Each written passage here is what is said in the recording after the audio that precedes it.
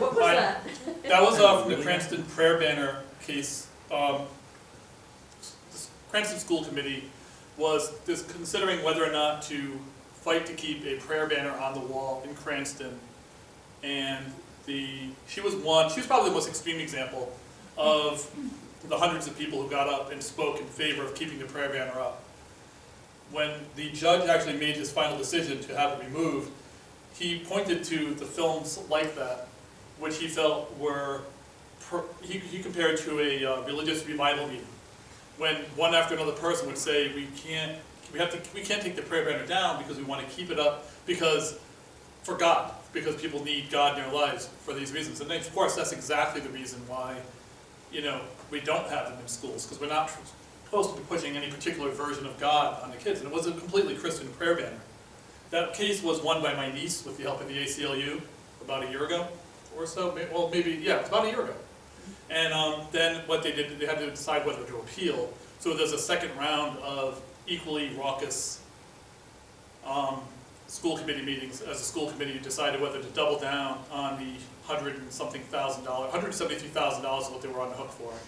It was eventually knocked down to $110,000, but they were deciding whether or not to double or nothing. In fact, one of the school committee members actually said, well, it's a double or nothing bet. If we lose, we'll have to pay like twice as much, but if we win, we pay nothing.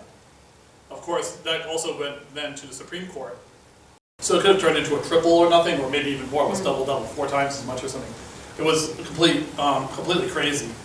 I'm Steve Ahlquist, and I'm the executive director of the Humanists of Rhode Island. I've been involved peripherally with and centrally to a whole bunch of different things that happen in Rhode Island. Rhode Island is, a recent Gallup poll put it as the 10th least religious state, but we're the most religious state in New England, by far, in fact. We have 32% identifying as very religious, 31% is moderately, and 37% is non-religious. That's in 2011. We're also now the second most Catholic state because Massachusetts just beat us out. A lot of people have decided, I guess, have been pulling away from the Catholic Church in Rhode Island, mostly because of extreme religious views of I think, because of the Diocese of Providence, under the leadership of Bishop Tobin, is very right-wing, and I think it's pushing a lot of moderate and liberal Catholics away, just kind of leaving the faith. That's a picture of a cross that was previously located on a median strip in Providence, and I'll get to talking about why that's there. The Humanists of Rhode Island was started about 2 years ago, and since then we've done a whole bunch of stuff to try to get the name of humanism and atheists in general. We're trying to raise awareness of ourselves in Providence, in part because of things like my niece's case. Now, Humanists of Rhode Island and my niece's case are independent in origin. They had nothing to do with each other at first. I was starting Humanists of Rhode Island about 2 months before she mentioned to me that she saw this prayer banner on her wall. And then as I was going ahead with it, and the group was rolling along, 5 members, 6 members, just picking up speed, she comes to me one day and says, I went to a prayer banner meeting at the school committee, and she was there alone. And what happened was, she was sitting there in the audience, and people were getting up to publicly comment, and she thought she wasn't being represented by the comments. So all the comments were, we should keep the prayer, we should fight for the prayer, we should tell the prayer should stay, this and that. At the time, there was no ACLU lawsuit. There was just a letter from a concerned parent about the existence of the prayer. The concerned parent was actually a Jewish mother who had Jewish kids who felt that Christian prayer wasn't working. What she did was she went there and she got up to make a public comment. There were some news cameras there, and she said to them, as an atheist, I feel, and before she even got that out, someone in the audience whispered, witch. Okay, that was the first thing. It was a hush through the crowd. I mean, literally, this is what she's telling me, and this is actually verified by stuff. She's tracked down as she's leaving because the news crews find her and say, "You're the atheist girl. Tell us about this," because it was newsworthy for just a girl to get up. And she's very innocent. She's 16 years old at this time, maybe 15. She might have been 15. It was a long time ago. And she's very innocently, she just said, "Well, as an atheist, I feel this way." Now, when she said that, that was a big thing. Now, I'm still working with Humanists of Rhode Island. She's kind of interested in that, but I'm just thinking, well, I'm going to go and I'm going to go to the next meeting. And that's when I started filming scenes like that. As the meetings went on, they got more and more raucous, more and more out of control. More and more people showed up. But literally, there was a Catholic church that was busing in seniors and people who were upset. They would strap, I'll get to that in a minute to show signs. Me and my Y group is trying to come along and say, well, atheists aren't that bad, humanists aren't that bad. There was already an atheist group. We were identified as humanists. I think humanist is a very positive word because it talks about what we stand for, not what we don't believe in. I think when you go out and you say you're an atheist, that's a great thing to say. But it doesn't really talk about what the values are that rule me. I could be an atheist and I could be Ayn Rand, and I could be any number of other atheists. I could be Stalin, right? Seriously, I mean, as much as people like to throw that out there, it's true that, you know, if you don't believe in God, that doesn't really tell you anything about the values of the person. When I say I'm a humanist, that does talk about the values. I believe in things like reason, compassion, optimism, things like, you know, very positive values. And that's what I want this to be about. So we adopted a highway eventually, and when we adopted a highway, we had a whole bunch of places in Rhode Island we could look to go. And we found a stretch of highway on Park Avenue. And Park Avenue is the place in Cranston where the school department, the mayor's office, and Cranston High School, Cranston East High School, not the Cranston West, were all located. So we kind of went there, we picked that on purpose, so we could put a sign up. They, you know, when you adopt the highway in Rhode Island, this is the sign you get it at both ends of the street. So anybody going to or from work is going to see, here it is, adopt the highway, keeping it beautiful, Humanists of Rhode Island. And that's on both sides. So when you're going up that street or down the street, we keep that clean. We go out there and do 4 cleanups a year. We're in Cranston, we're very visible. We're trying to let people know, you know, as much as we took your prayer banner away or whatever, you know, this is what we're about. We're really about doing positive things. Other stuff we do. This is us posed outside the highway cleanup. And we've done 4 of them this year, and we'll be doing another 4 next year. Well, the next one will be sometime in early spring. So, you know, we get out there, we do some good stuff. This is us setting up at Pride this summer. We had a table at Pride. We didn't have a really nice banner at the time, so we had somebody handmade a banner. We did a whole bunch of stuff. We've had people manning the table throughout the day. We were giving away flyers on Free Thought. We had stuff from the FFRF and the Secular Student Alliance. We got stuff from Planned Parenthood. We were giving away condoms from Planned Parenthood, plus a whole bunch of stuff on, you know, preventing STDs, preventing pregnancy. A lot of people will go to Pride, especially an outdoor event like this, which is really big, and they're not necessarily out. They're not even necessarily gay at all, but they're going there because it's a really big celebration. So kids come, teenagers come, so as much as we could give away that kind of stuff, we did. And again, we were doing it as humanists because this type of thing reflects our values. We were hoping to reflect our values in the things we're doing. This is a table we set up at Rhode Island Comic Con. This we just did, like, first Rhode Island Comic Con was this year. We set up a table there. We had people donate books, comics, stuff they had, you know, just geek artifacts from their lives, stuff they wanted to get rid of. And we sold that to help raise table costs, but also whatever profits we made, we put into that jar on the right. And we also asked for donations for Hurricane Sandy relief. So and then we were also giving away free thought literature. And I met some people. I mean, there was a girl who came by to the table, and she talked about how the atheist girl from Cranston was such a big influence on her. She goes to high school in Providence, and it was a private high school, but she was getting picked on in her school. People were coming up to her and saying, you know, they would leave Bibles on her outside her locker and things like that. And she felt, you know, she didn't really have any ammunition.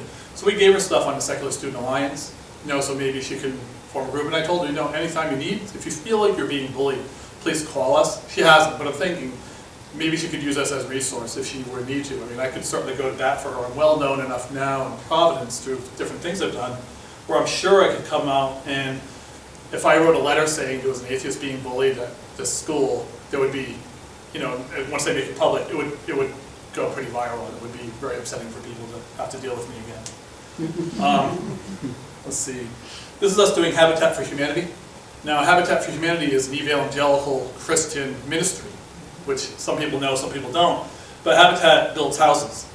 The nice thing about Habitat for Humanity from our point of view is that we get out to do something every single month. We set up a second Saturday of the month build. So we bring out between 6 and 9 people. We work 1 day a month. We do as much as we can. And then we you know, we have the rest of the month. What that does, that gives us a constant once a month thing to focus on. Even if nothing else can happen, if we're all really busy, 6 of our theoretically 100 and some members can get out there and work on the house so we're visible. Nice story about Habitat. During the height of the whole Cranston prayer banner craziness, I was on a local radio show, And I was really getting into it with a radio show host because I was kind of defending my niece and defending secularism in general. There was other subjects going on, which I'll get to. But the host was really tough on me, callers were really tough on me. It was a relatively unpleasant experience. But the very next weekend, I was at Habitat for Humanity, and one of the people who works there, he's the foreman. You know, the only paid position they have is a guy who actually knows what he's doing. And he says, you know, I heard you on the DePietro show. And I was like, no, okay. Because I know a lot of people who are foremen there are evangelical Christians as well, or Christians of some sort. And they volunteer or they get paid to do their time there. And he said, and my girlfriend was telling me, giving me a hard time about atheists and talking about how bad they are and everything. And I told my girlfriend, well, I don't see you out there building houses. Right? So but that's a positive impact. That's a person who's willing to tell his girlfriend, hey, leave these people alone, they're good people. I know them. He knows us, we're doing good things. And it's not that we're doing this just so we can get positive publicity, obviously, although that helps. And I think it's important that you advertise this stuff. I mean, a lot of people would say, well, if you do charity and you call attention to it, it's not really charity, it's doing it for another reason.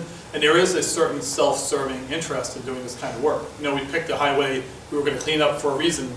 You know, we were going to do a highway cleanup anyway. We decided we needed another thing to anchor our group like the Habitat. But we also picked it because we knew we could do some strategic value for expanding the idea that we can be good, secular people, good, you know, godless people. We try to bring a camera to every event. We're not always good at it. I'm not always, you know, good at bringing cameras, but we bring cameras so we can put them up. This is a still from a clinic defense.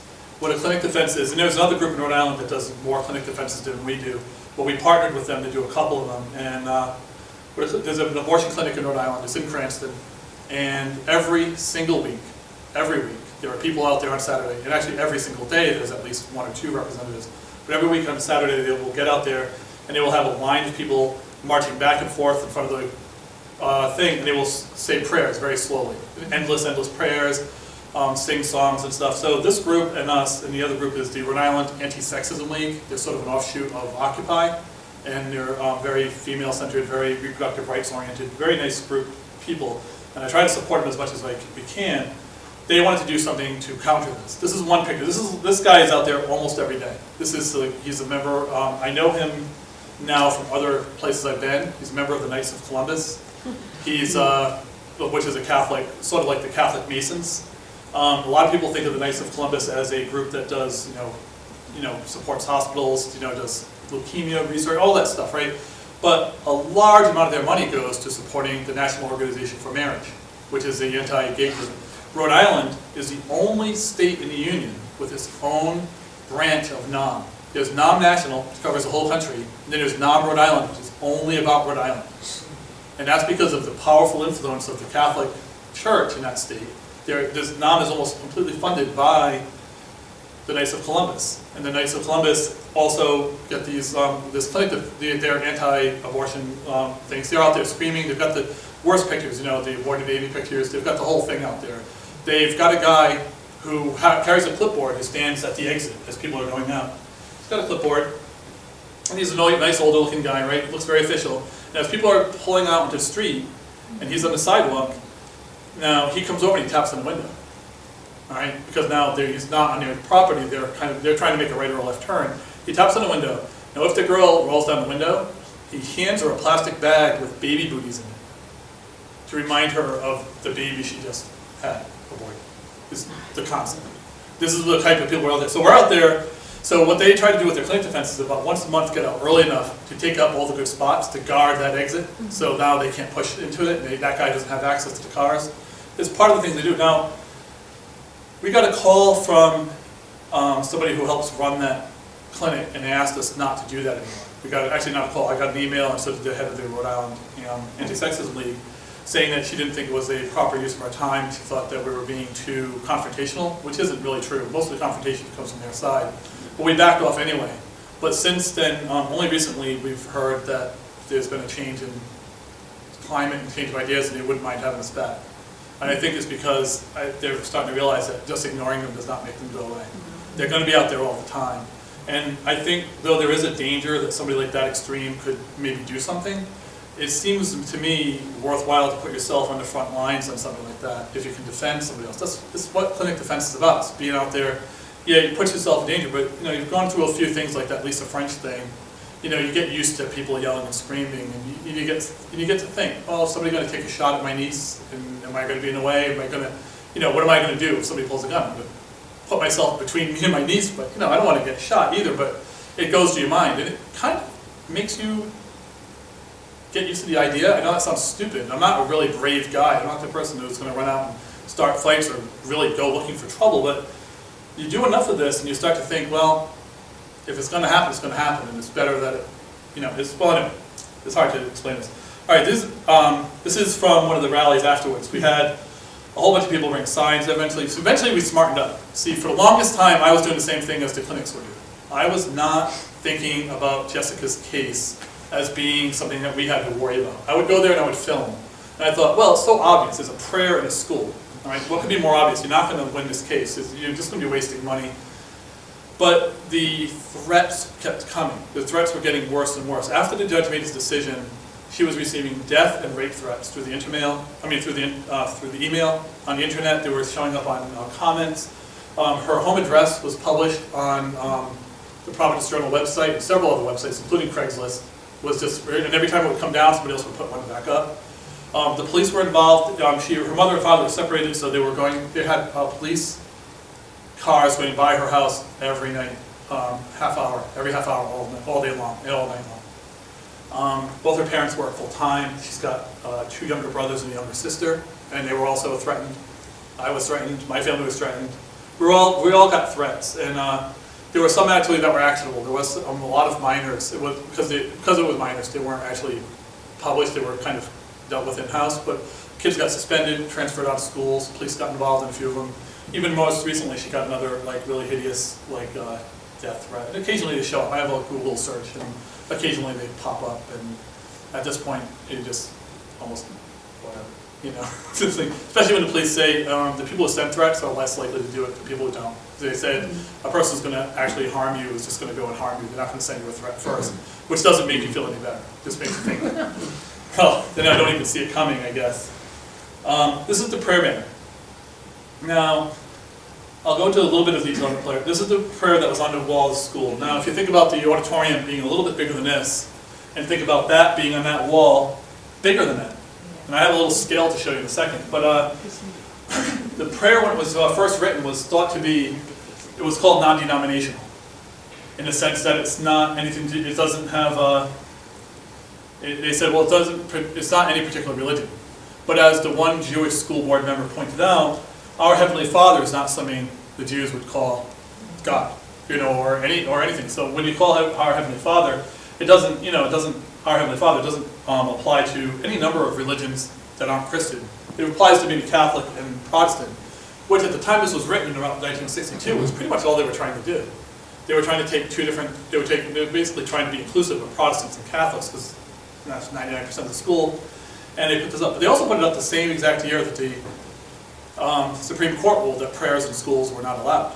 So there's also kind of this idea that, well, we're going to do this anyway, and see if you can catch us.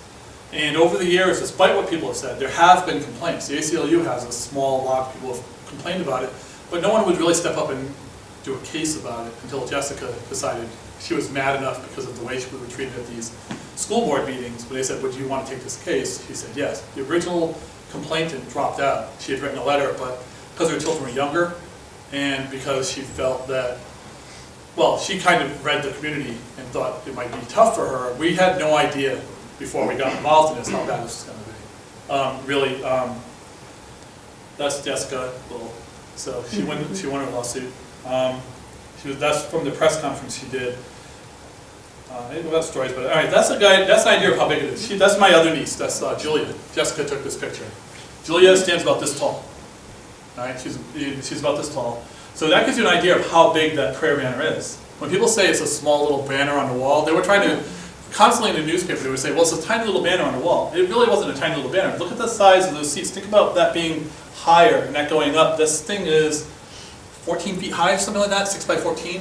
It's a really huge banner, and on days, and then one of the things that was interesting, when the judge said, I want to see this banner for myself, he went into the auditorium, and for some reason none of the lights worked. When they said, "Oh, we can't find the light switch," oh, the bulbs are all removed above it.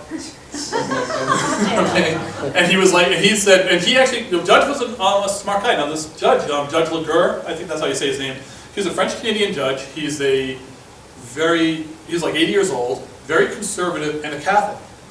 Okay, so, but he knows the law. He's not the kind of, I would say, he's not the new kind of Catholic that we're seeing today, which is this new post-Vatican II Catholic, which is very strict, very right-wing. He's one of the old school Catholics, more like a JFK Catholic, right? So he looks at this, he wants the separation of church and state. He knew what this is about, but he also knew when he saw that the lights were removed, that the lights wouldn't work, he's like, well, what is this about? He kind of got the idea really early on. This is the kind of stuff where t-shirts were being sold with the prayer banner on it. When people showed up and they were for the prayer banner, they would offer them these like Xeroxes with strings to tie around them so people would be able to know who was for it, who was against it. So on the average night, we would walk in and it would be, like I said, 200 to at the end, maybe 400 people would show up, and it would be 8 of us. And then eventually I did smart up. The picture I showed you earlier with all the people like with signs for Jessica, what eventually I did was I went through Zach Bose, and he's the leader of the Boston Atheists. And I talked to him and I said, listen, I need to get the word out to as many secular groups in New England as possible. I want to bring as many people as possible to the next prayer banner meeting. Because we're always there, we're always outnumbered, and the other side is constantly bringing in all these people. And I kept thinking, no, this is just going to evolve on its own, right? But at the same time, I knew I also brought in people from the Unitarian churches in the area. Over the course of this campaign, and people, I had been contacted by the Rhode Island Council of Churches. When the death threats came and the ugliness was really coming, actually it's not this one, it's this one. A group of people from the Rhode Island Council of Churches got together and they came out in support of Jessica and in support of the separation of church and state. What's interesting about this is the head of the Rhode Island Council of Churches, Donald Anderson there, he said, he asked me if there was anything we could do, and I said, you know, if you could really find a Catholic to come out, that would be helpful, because Cranston is 90% Catholic, and that's really where the main opposition comes from. So we could have a priest come out and say, hey, calm down, and he said, I can't find a single Catholic in the entire state who will come out for this. So it would be an official representative of the Catholic Church to come out for this. Apparently Bishop Tobin told everyone, you're not allowed to come out and say anything. His official stance was, the prayer is not, you know, he doesn't care if the prayer is there, but he wasn't about to go and try to help it stay there either, or help it be removed. So because of that, I put in the word through those guys. I said, please call people in your churches, please call people you might know to come in, especially churches in Cranston. And it turned out to be very good because we packed the audience with an equal number of people for the first time to the other side. It was twice as big an audience. We actually had crowds of people. What was also interesting is in the past, we always had a section.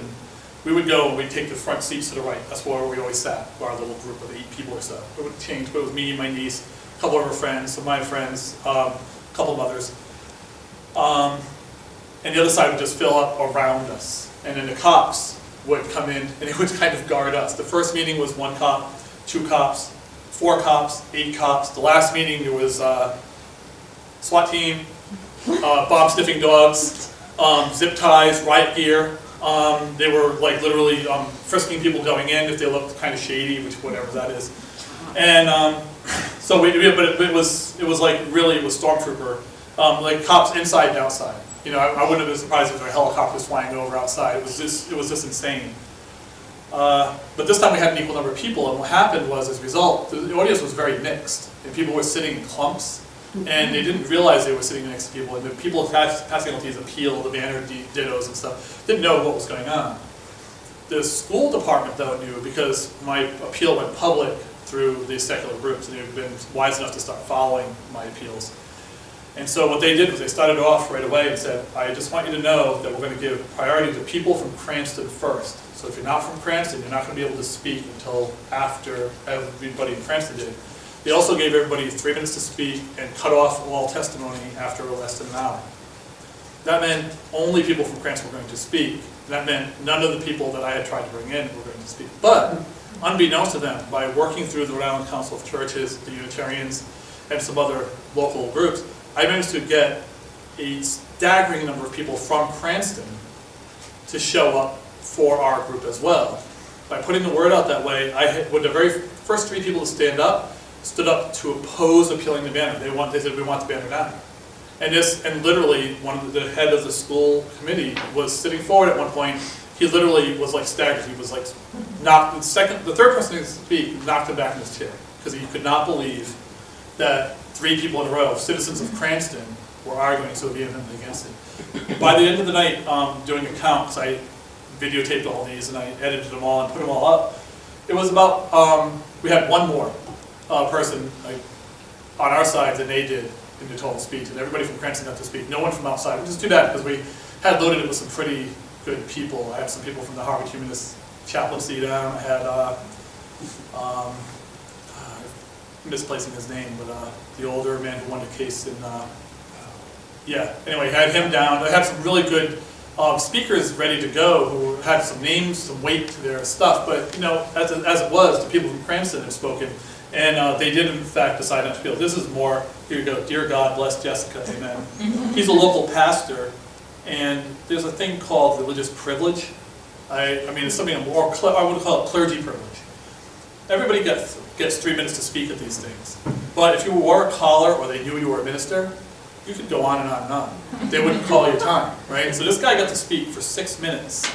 And he also got to speak twice at a previous rally when everybody was given one chance to speak. He got up and said, I have one more point to make. And he said, oh, sure, Minister, please step up. Reverend, please, Reverend, step up. And so then he got to speak for another 3 minutes. Immediately after, someone else raised their hand and said, I have something more to say. And he said, oh, no, we just give that to Reverend because he had to complete the point. Cut him right off.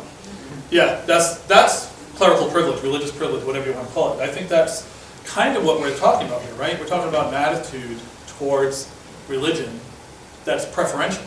And that's kind of what we're there for. We're not trying, all right, this is the prayer banner as it exists today. This is a top secret picture. Peter Sagal from Wait, Wait, Don't Tell Me is doing a documentary about the First Amendment. And he came in town, interviewed Jessica, but he also got permission to go into the secret place where they hid the prayer banner. The prayer banner not being actually a banner at all, but is actually stuck to the wall like a gigantic sticker, shellacked there. They took the entire cement out of the wall. That thing is about this thick. Boards on both sides. It's so small. What's that? It's so small. Well, yeah, exactly. It's like, and that's like 14, and that's cut around. So they basically put boards on both sides, bolted it together, cut it out, and then that's where it ends up now. And people ask where is it, they say it's in a top secret location. That's what they'll tell you. But Peter Sagal got permission. He said, and he says on his little, he put that out on a tweet. I didn't know about it, but somebody told me to find that, and I thought it was a great picture. We did that already. Okay, cool. So during the height of this thing too, Debbie Flitman, who's a good friend of mine and a member of our group, she contacted the FFRF and got them very involved with covering this case. And they decided to put up a big billboard. So we put out the word to all the Rhode Island groups we could find. We got as many people, these aren't just humanists, these are Rhode Island atheists and a couple other groups, some Unitarians out of Newport, but none out of Providence, which is odd. All came and we posed under the picture and we put that up. We did a little press release for that to try to get people out, to get some stuff about our billboard. The billboard was really irksome to people. It was not quite Cranston, it was in Warwick, which is a little bit south, but it really irked people. And I think it was good to remind them that we're still there. And that was great. Okay, let's jump forward in time. Last April, the FFRF was asked about a citizen in Woonsocket, which is north part of Rhode Island, just before Massachusetts, complained about a cross that was on in the fire station parking lot. Now the cross, as you can see, is in terrible disrepair. It's moldy. It's you can see where it's cracking. This thing is all falling apart. And they said, we want it down. Now, almost immediately, the rumors were out that it was my niece. Okay, that was up to this. That somehow we were involved. I heard about this, and I was like, I really wish, because we had been in contact with the FFRF, I really wish they had contacted us so we would have been prepared. Because we weren't prepared at all. This went viral on the news. And people were asking me about this, and I was like, I don't know anything about this. But, and I was getting emails. All these media contacts that we had made during the thing were contacting me, and I didn't know anything about it. So I got a car, and I drove up to take some photos. These are my photos. And some of these photos actually ended up in the FFRF newsletter. But I took some photos of it. And while what happened was, early on, a motorcycle gang decided, made up of war veterans, decided to go out and protect this because they didn't want anybody coming in and messing with the cross, as if somebody was going to come by now and blow it up or something. I don't know what they were thinking. So I'm out there, and this is surrounded by motorcyclists. There's a guy in a car with this big truck. They're talking, and I get out of the car and I'm walking over, and nobody really knows me at this point. I've been on the radio a few times, and I've been at the school bit, but I haven't really been on TV at all.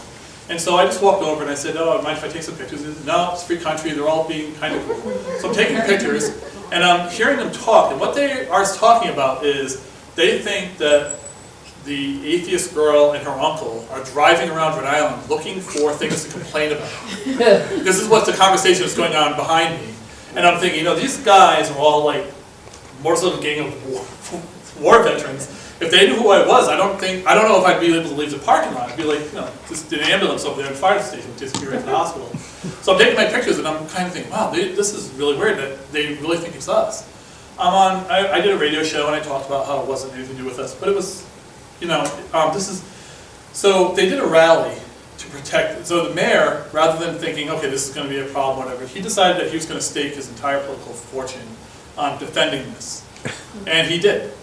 He had a big, huge Woonsocket Cross rally. I showed up at the Woonsocket Cross rally. I went to it. I stood right in the front row with my camera. I filmed the whole thing. It was ridiculous. Bishop Tobin, the Archdiocese, got up to speak, and his very first thing was, let's talk about the atheist, not really conspiracy, but that's what he was hinting at. He talked about how there was a Christmas tree, which I'll get to, but there was a Christmas tree issue where they were trying to change the name of a Christmas tree to a holiday tree. Then there was the prayer banner, and now there's this cross. And you can see how they are trying, there's this secular wave happening, these people, and all but called me out for being behind this. Now, again, I have nothing to do with almost any of this except that I'm involved, but peripherally, right? I did a lot of research on this cross, by the way, and almost everything that was reported on this cross early on turned out to not be true. It was actually put up by the Knights of Columbus, not in 1911, but in 1952-ish. And it was put up as again, it's like when you look at war memorials. In fact, keep this in mind as you walk around your town or you see a war memorial. Look for any religious symbolism on any war memorials, because it just doesn't exist. It's just not there. Look at any Civil War memorial. It's the Civil War memorials are all built with a Civil War soldier at the top, and then they'll be down, and there's nothing there about God, nothing there about God. But in 1952, we're talking about the same general span of time. They put under God in the Pledge of Allegiance, in God we trust, and the money. The Knights of Columbus were instrumental in these things, and they were incredibly powerful in Rhode Island, even today, but back then they were even more so, and they were a veterans group. So they put up this cross to honor 3 veterans who died near Mother and stuff. It was all very nice, but the cross was there because they were literally trying to stamp this kind of iconography. Is that a word? Sure. They were trying to stamp this into the American, into their world. This is what they wanted. The reason it's in a parking lot is because this used to be the center of the street, but a flood wiped this whole out about 3 years after it was put up. That's also why it's so rotten. Let me see if I can share the next one. They raised money, okay, by selling wooden crosses that people would put up on their lawns. And that way also they could tell who was for it and who wasn't, right? If you lived in Woonsocket and you didn't have a cross on your lawn, what's wrong with you? Right? Why don't you support the cross? So now they're selling crosses for like $20 and they're raising money to repair it. Look at this. It's all been resealed, concrete. They repainted it, they did the cross, they actually cleaned up the plastic, the plaque has been polished. They spent $10,000 to put that back into place. If you look at older pictures of this, there's no bushes, there are no flags around this, the chain link fence is all damaged, everything here has been replaced and put back into immaculate condition. Rather than try to even seek some kind of balance or say, well, maybe we can move it to private land, maybe the Knights of Columbus would put it on their lawn or something, no, move it to private property, do anything like that, or rededicate it with something else. They just went, had a rededication ceremony and doubled down on keeping that cross there. And to date, the FFRF has been unsuccessful to find a person willing to mount a case in Woonsocket. I'm sure there are people who would want to, but given what my niece went through, who's going to come through and do that? I mean, it would have to be Woonsocket native. I live in Providence, and I'm not even sure I would want to do that, considering just not even having a white cross on your lawn can be enough to stigmatize you and put you in a position. And I've talked to the person who lives in Woonsocket who isn't really closeted, but she's not super out about her humanism or her atheism, and she wouldn't do this because she could lose her job, or at the very least, even if she kept her job, she'd never get promoted or never get a raise. You never know what kind of stuff can happen. Not everybody is in the same position I am, where I don't have to, I write a little bit, and I'm pretty comfortable, so I don't have to worry about what people say about me. No one can attack me financially, but these people have lives. They have kids that go to these schools. If you have a kid in your high school, do you want to be the mom of the kid who's going to get beat up or something? I mean, things can be pretty tough. So right now that stays, and they're acting pretty much like they won. At a recent parade in Woonsocket, there was a float with the cross. They made a float cross, and not only one, but there was a second one. That's for the Marine Corps or something, and a third one. Yeah. That's the Knights of Columbus with their cross. 3 different floats were floated in a parade in support of keeping that cross. And again, we're talking about this because, and then the same logic applies in a sense as it does to the prayer banner, right? I mean, this is a Christian symbol, and they're not rallying around this because people are attacking the rights of veterans to be honored. They're rallying around this because this is a cross, and it's because it's a Christian cross, and that's why Knights of Columbus and these other groups are for it. Now, you can talk about whether or not this is actually a constitutional violation or not. Some people can make a reasonable case that it's not a constitutional violation, and that's fine. Maybe a dividing line, but the defense on this is completely predicated on a religious observation, and that's kind of interesting to me. Anyway, it's interesting, but again, this might just stay there. They might not ever find a way, because of the community reaction. They found a way to bully themselves into power. This is sort of an aside, but this is an interesting story. I'm going to throw this out. In Smithfield, Rhode Island, there's a street called Doman Avenue. This hasn't gotten a lot of press, but this is a very interesting story. Doman Avenue is a part of a little plat of houses, maybe 30 or 40 houses. Doman Avenue is a short street, 9 houses on the street.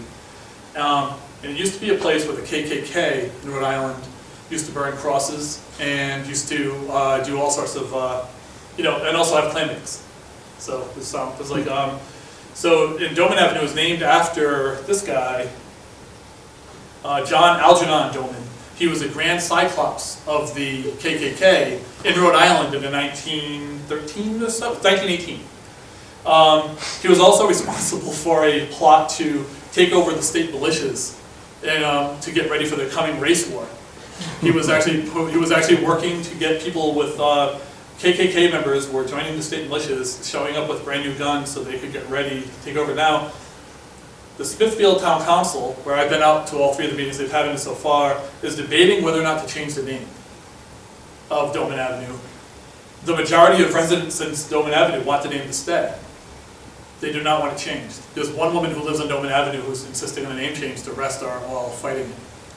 And that woman is also being the subject of some, not bullying per se, no death threats per se, but certainly she's being pressured hard by her community to keep the name of Doman Avenue. Now, this is another one of those things that I think you might find in Rhode Island and other smaller communities, but you don't really find, I don't know that this would be so controversial in a place outside of Smithfield. Smithfield is predominantly, it's Catholic and Protestant, predominantly white, by sure. And one of the woman who's been pushing to have the name changed, she's got a biracial granddaughter, which he's mentioned, and she feels that it should be changed. An interesting thing about the KKK in Rhode Island is that they weren't really anti-black, because there's only about 2% population of blacks in Rhode Island in the time period, but they were anti-Catholic. They were really, really hated the Catholics, and that's what they were about. And, but even so, you don't hear anything from the diocese on this, although the diocese will talk about the prayer banner, they will talk about the Woonsocket Cross, they'll talk about the Christmas tree, but if for some reason the KKK Doman Avenue thing just doesn't come up, it's a non-issue with them. Like I said, it's not a secular issue, but it is certainly an interesting issue, and I think indicative of the kind of stuff we're dealing with. So this gets us to the Christmas tree in the State House Rotunda, or the holiday tree, depending on what you want to call it. Last year, the Governor Chafee came out and said, sent out invitations to invite the public to attend a holiday tree lighting ceremony. And he was using the term holiday tree because the previous governor, Carcieri, had also called it a holiday tree, and it had been called a holiday tree for about the last 8 years. In fact, if you look, you'll find there's a picture right now in the Journal, maybe the last couple of weeks, or the last couple of days, of an ornament given out by the Carcieri administration that says Holiday Tree Lighting Ceremony 2010. So it's always been called the Holiday Tree. But Governor Carcieri was a very strong Republican, right-wing Catholic. And Governor Chafee is an Episcopalian, is that, yeah, Episcopal, and he's more centrist. He's and he's also an independent governor, and he's not very, and he's also pro-marriage equality. He's pro-women's rights to reproductive freedom, that kind of stuff. So the bishop doesn't like him, and a lot of people don't like him in the state. And so as a result, they decided to make a big issue out of the fact that he called it a holiday tree. And then when the governor said, no, it's always been called a holiday tree, they said, no, it isn't. But yes, it had been. It has been for 8 years. So now the charge, this is the newest tree. I just took this photo a day or two ago because I went down, because it's all erupted again. Another tree was going up. He said it's going to be a holiday tree. It's going to be a holiday tree lighting. So the same people who last year were making these false claims are restating the same false claims. Now I've got video on YouTube, not from me but other people. I've got like articles to things like PolitiFact challenging directly the claim that this happened, and yet they're still making. This is Bishop Tobin, a radio show host named John DePietro, and a state representative named Doreen Costa, Tea Party, who are all basically saying that this is, you know, something new from the governor, and that the governor is trying to kick Christmas out of the State House. So I went to the State House, and I noticed that not only is there one big tree in the middle, but they've set up tables and trees throughout the entire rotunda. Now, if you think about that big dome structure, I don't know if you know what our State House looks like. It's probably an outdoor picture. It's just a big dome, right, like the Capitol building in D.C. On the second floor, there's a circle, and there are Christmas trees set up that can be adopted by different groups. You can see some of them here in the top in that circle. Other Christmas trees. This place is filled with wreaths and Christmas trees, and the Christmas trees that are set up by groups are all identified as Christmas trees. You know, like Rhode Island German Association will get together and they'll decorate a Christmas tree, and it's called Christmas trees. Christmas tree, there'll be tables set up. Now, what's really interesting is not only are there Christmas trees, but look at this Christmas tree. See at the bottom there? At the base, it's a hard picture. There's not a lot of light in there. I have that little camera there is what I was using, so there's no flash on it. But let's look at the base. That's a nativity scene that they set up. They're trying to say that Christmas or Christianity is being kicked out of the State House, but any group can go in, theoretically, adopt one of these tables and set up a traditional, whatever they want, Christmas, Feliz Navidad. I mean, there's like Chilean, Guatemalan, German, Irish. This is not only one, but there's also, this is the first one I saw, but this is another scene from the Irish Christians. Here's another one. Here's another one. Here's another one. And that's not all of them. I think there's maybe more because not everything was set up yet. I was there a day after it was just starting to be set up. There's at least 5 major scenes. There's maybe more than 20 Christmas trees, identified as Christmas trees in here, and yet he's being told that he's not allowing Christmas in the State House. Now, constitutionally speaking, this is what's known as, I hope I get this right, a limited public forum. What happens in these cases is, let's say somebody wants to put a major scene on public property. What the city can do is they can say, well, that's fine if you allow all these other groups to put up scenes that they want to put up. So, you know, if I want to put up as a humanist group something like the Season for Reason or whatever the FFRF does and other groups do, I would have that right too. Now, if there's more people who want to do that than there are applicants, you can set up a lottery system. And as long as it's administered fairly, there's no reason why anybody should complain. Everybody has a chance to get stuff up there, right? So that's a limited public forum. And that's the powerful way of allowing people to still use public space for religious messages if they want, or non-religious messages. We could put up, you know, Darwin is God or something if we want. Whatever we wanted to do, we could do that because we just have to get together a group of people, you know, maybe pay a nominal fee or maybe just set up, you know, the cost of that. In other states, I'm sure anybody who's aware of these know that some of these have been vandalized. Some places, you know, offended by the fact that an atheist might want to put something else, have canceled, right?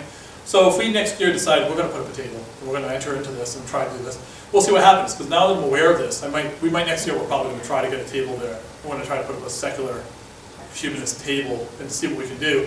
And maybe they'll make it all go away with us being in there ruining Christmas for everybody. Because, you know, 5 major scenes versus 1, you know, humanist message, obviously they can't compete. So, all right, so that brings us to this. All right, this is a case which is very interesting. Now you have this sort of a background to what this is about. And this is kind of what I promised I would be talking about, but I want to get into this a little bit. This is a cross that was put up on a median strip outside Frank's Car Wash, right across. Now the median strip on this side over here to the left would be the Coca-Cola factory, maybe a Burger King. On this side is the Frank's Car Wash, Dunkin' Donuts or something. In the middle, there was this cross that somebody noticed and called, one of our members was on the way to the Rhode Island Blood Bank to set up a blood drive we were doing. And she said, I noticed this cross, do you know anything about that? I said, no, I don't know anything about it. Now, crosses like this on median strips or highways, this could be for an accident victim, and therefore put up by somebody who was, somebody was killed crossing the walk, right? So somebody said, I'm going to put up a thing. This one looks weird though, right? God Bless America doesn't seem to be for an accident victim. So I also thought, okay, so is this going to be another one of those cases like in Woonsocket, where this used to be a war memorial? And someone set up a war memorial. I wanted to make sure before we get into this that we weren't going to step into the kind of pitfalls that were set up by these other groups. I mean, these other things that we were concerned with. Now, I was involved in the Christmas tree thing because I wrote an editorial for the Providence Journal talking about why, if you're going to have a tree in the State House, you should call it a holiday tree. So I was involved in it. I was involved in the case with my niece because I was there to both protect her and to see what was happening. And I spoke up once the threats came in, and my brother and his wife were too busy because they're both full-time workers to do anything. I stepped up and I took the lead in challenging the death threats. And I was on the radio. So I got to be well known through those two things. And for the Woonsocket Cross, I've written a lot about it on my blog and elsewhere to talk about the Woonsocket Cross and why I think, the truth about it. There's so much misrepresentation about the history. I could do some research, write about the history of it. I went out and I filmed it. I took some photos of it, right? And I looked around to see, is there any evidence that this is for an accident victim? If it's for an accident victim, we're not going to contest it. If that means somebody put up a temporary thing, anybody can do that. If you knew somebody who died, you wanted to put up a cross, that's fine. I mean, that's not worth our time, and I don't think it's really anything wrong with that. If somebody feels deeply about putting a cross in place where their loved one died, that's fine. And you'll find in South Providence, even when we're doing Habitat, victims of gang shootings would often have candles and crosses put up in those areas. And we were building a house once on a spot. It used to be a vacant lot, but a kid was killed there. And a year later, they had a thing. So there were all these candles. And as we were moving stuff in and out, we were told, be careful, don't kick over those candles because you don't want to get shot by some gangbangers. Even though we're building a house in this area, they were taking it seriously. So you don't mess with that stuff for a lot of different reasons. But mostly, I wanted to make sure it had nothing to do with veterans, because I didn't really want to open up a can of worms on the veteran front either, because the veterans were defending the Woonsocket Cross, saying atheists are against veterans. And this became a very powerful meme in Rhode Island. The atheists hate veterans. We have veteran members in our group. Veterans, in fact, it was a veteran who pointed this out to me. She rode by it on her way to another member of our group saw this and also mentioned it. Because the first time it was mentioned to me, it didn't really register. The second time I heard about it, I said, I got to go out and check this out. So I walked over, because it's like a 45-minute walk, and I like to walk. Walked over, took some pictures, and I wrote up a thing. I talked to members of my group, and we wrote up a letter to the mayor asking him that it be removed. And I said to them, we're pretty sure it has nothing to do with veterans. We're pretty sure it is not a roadside marker for an accident victim. I also was sure, I said, I also don't want to bring in any outside groups in this. We're doing this as Humanists of Rhode Island. We're not doing this as the ACLU or the FFRF, because a lot of times what they would say is, look at these outside groups. Here's a group like the FFRF, they're coming in from Wisconsin, and they're telling us what to do in our little town. So I'm saying, no, I'm a Providence, Rhode Island resident. I live in Providence. I have a group called the Humanists of Rhode Island, so we are concerned Humanists of Rhode Island. We've got over 100 members, 183 members last count. No, but 25 who actually do anything. But even so, we are Rhode Island citizens concerned about this, and we're concerned because this isn't a limited public forum. If it is a limited public forum, that's great. We'll get on a median strip a little ways up, and we'll start putting up humanist stuff, right? And we'll invite every other religion and every other group we know to start putting stuff up. Why even limit it to religion? Why don't we get the Occupy people in and start putting up their signs? Why don't we just clutter this entire median strip? It's just greenway, right? In the middle is all this green. Why don't we just clutter it with as many signs for as many different things as possible? Why not advertisements even? In fact, that's what's up there now, but why not fill it with stuff? And so this was our argument. He said, so either it has to come down or you have to open it up to everyone. And I sent a letter, and 2 weeks went by and there was no response. So I said, I'm going to go public with this. I'm going to post a letter on our website, and also I also write for a progressive blog in Rhode Island called Rhode Island Future. And when I talked to the editor, Bob Plain, he said he'd be interested in running it as well. He thought it was pretty interesting, especially in light of the Woonsocket Cross. It seemed like another cross. So he put it up, and my son was moving up to Amherst, Mass, which is, he goes to UMass Amherst. So I posted that to my blog, and I got my son in the car. We drove up. He was looking for apartments, and we spent, we went up there. Around 12 o'clock, I was in Amherst, and my phone started to ring, and it was reporters asking me for comments. I had something like 36 different calls within a couple hours about this, and my phone was dying. I mean, I have a crappy cell phone. I don't have a lot of power. I didn't really think I was going to be that far away on my phone this often. So my phone was dying. I was literally telling people, look, I'm not going to be back till 11 o'clock tonight. He said, no, we want you on the 6 o'clock news. You have to be down. I said, there's nothing I can do. I sent some messages to the group in Rhode Island. I said, can you guys deal with this thing? Because I can't. I'm in Amherst, and whenever I told people I was in Amherst, they would get really mad. It would be like the reporters were mad, like I owed them this story, that they had to come in and comment on this thing. Like, well, the letter speaks for itself, but if you need people for the TV, maybe I could get some people. One guy, his name is, he said to me that if I couldn't come down and be on TV, then he would have no choice but to put Jessica in his story about this. And I said, well, she has nothing to do with this. What are you talking about? This is my letter, my group. I mean, she's not, this has nothing to do with it. Yeah, but it's sort of related, so I won't have a choice. But if you come down, I can avoid that. I couldn't do it, and of course he ran a picture of her while they were talking. A completely unrelated picture. He just ran her talking about something. And it was just like, it was almost like blackmail. Like, get down here and do this, or we're going to go after your niece, is what they basically told me. And I was really surprised and saddened by that. But anyway, we had members of my group get up, and they got on TV. Adam Miner got on TV. He got out of work, didn't even have time to shower. He's on TV against a gray wall. He felt he looked terrible, but he did a great job. He kind of stuck to our line, talked about what we wanted, and tried to keep it clear. I was getting invited on the radio shows, but I had done the DiPietro show 2 times, and it was very not pleasant. And so I wasn't going to do it again, I figured, unless I had something really important to say, and I really felt the letter spoke for itself. So as this story breaks and the reporters are running around doing stuff, we start to learn things about why this cross was put up. Because why was this cross put up? What is the point of this cross? God bless America. Sometime in early May, this pops up. Why is this here? Well, the person who put it up, Peter Montequilla, or Montequillo, I don't know how he says his name, is the owner of Finest Car Wash. And he maintains this median strip, apparently. And he basically mows it. He's installed a sprinkler system. He's got electricity out there. He maintains this strip just because the city of Providence really doesn't. It would just be a bunch of weeds if he didn't. That's what he says. So he tries to do this, which is a really nice thing, right?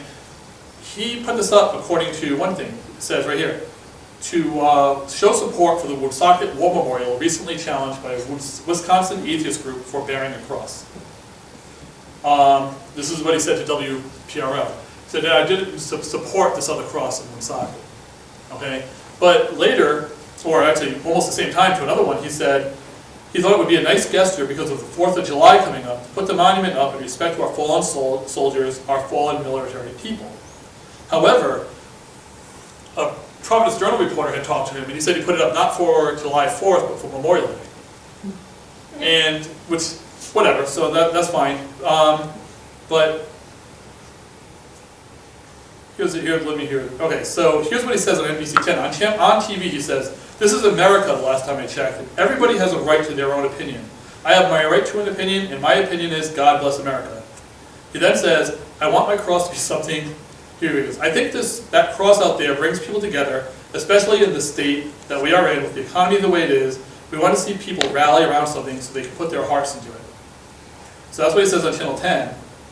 And then he says, if it really offends, and then he says, all right, here was good. If he says, if it really offends people, you know what? Don't drive down the street, or move someplace else, or get out of the state. That's how I feel. And then he says, as an answer to an atheist, I'll be quite honest with you, I don't really want them for my customers. Let them go to an atheist car wash or an atheist gas station. We want customers that feel the way we do. And this is where so he's basically he's getting called over and over again, just like I was, I'm sure. A bunch of different people calling him. And as he's going along, he's kind of breaking down. Eventually he's getting to the point where he's like, look, I don't want atheists, I want them out of the state. That's what he was really putting us up for. If you don't think like he does, right? If you don't feel the way I do, get out of the state. Another reporter asked, is that if we start seeing signs in business windows that say we don't serve atheists, you know, I mean, seriously, I mean, he brought that up there because he didn't like us, because he did not feel that the atheist position on these different things, the FFRF, when the bishop got up and spoke to the Woonsocket Cross rally, he said Christmas tree, prayer banner, Woonsocket Cross. He was making a line, right? He was drawing a connection. He was saying, this is an atheist conspiracy out to get you, to you people. And so he kind of buys into this. And he says, look, I'm going to put a line in the sand. I'm going to put this up just to spite those people. This is why this went up. This went up as almost bait for our group to go after. And I think that's another reason why it paid for us to not go crazy, not do a heck of a lot of media appearances. You know, when they were tasking me saying, you know, practically blackmailing me, come out here and do this and stuff, I'm like, no, our letter really speaks for itself. You know, and if people want to speak about this, that's fine. We got into some stuff. I mean, I wrote a piece of defense of this, appeared on Rhode Island Future. Another member wrote a piece that appeared on a Tea Party website, because there was some stuff there. She was invited to write, so she did. And she did it as a veteran. She was one of the people who saw this.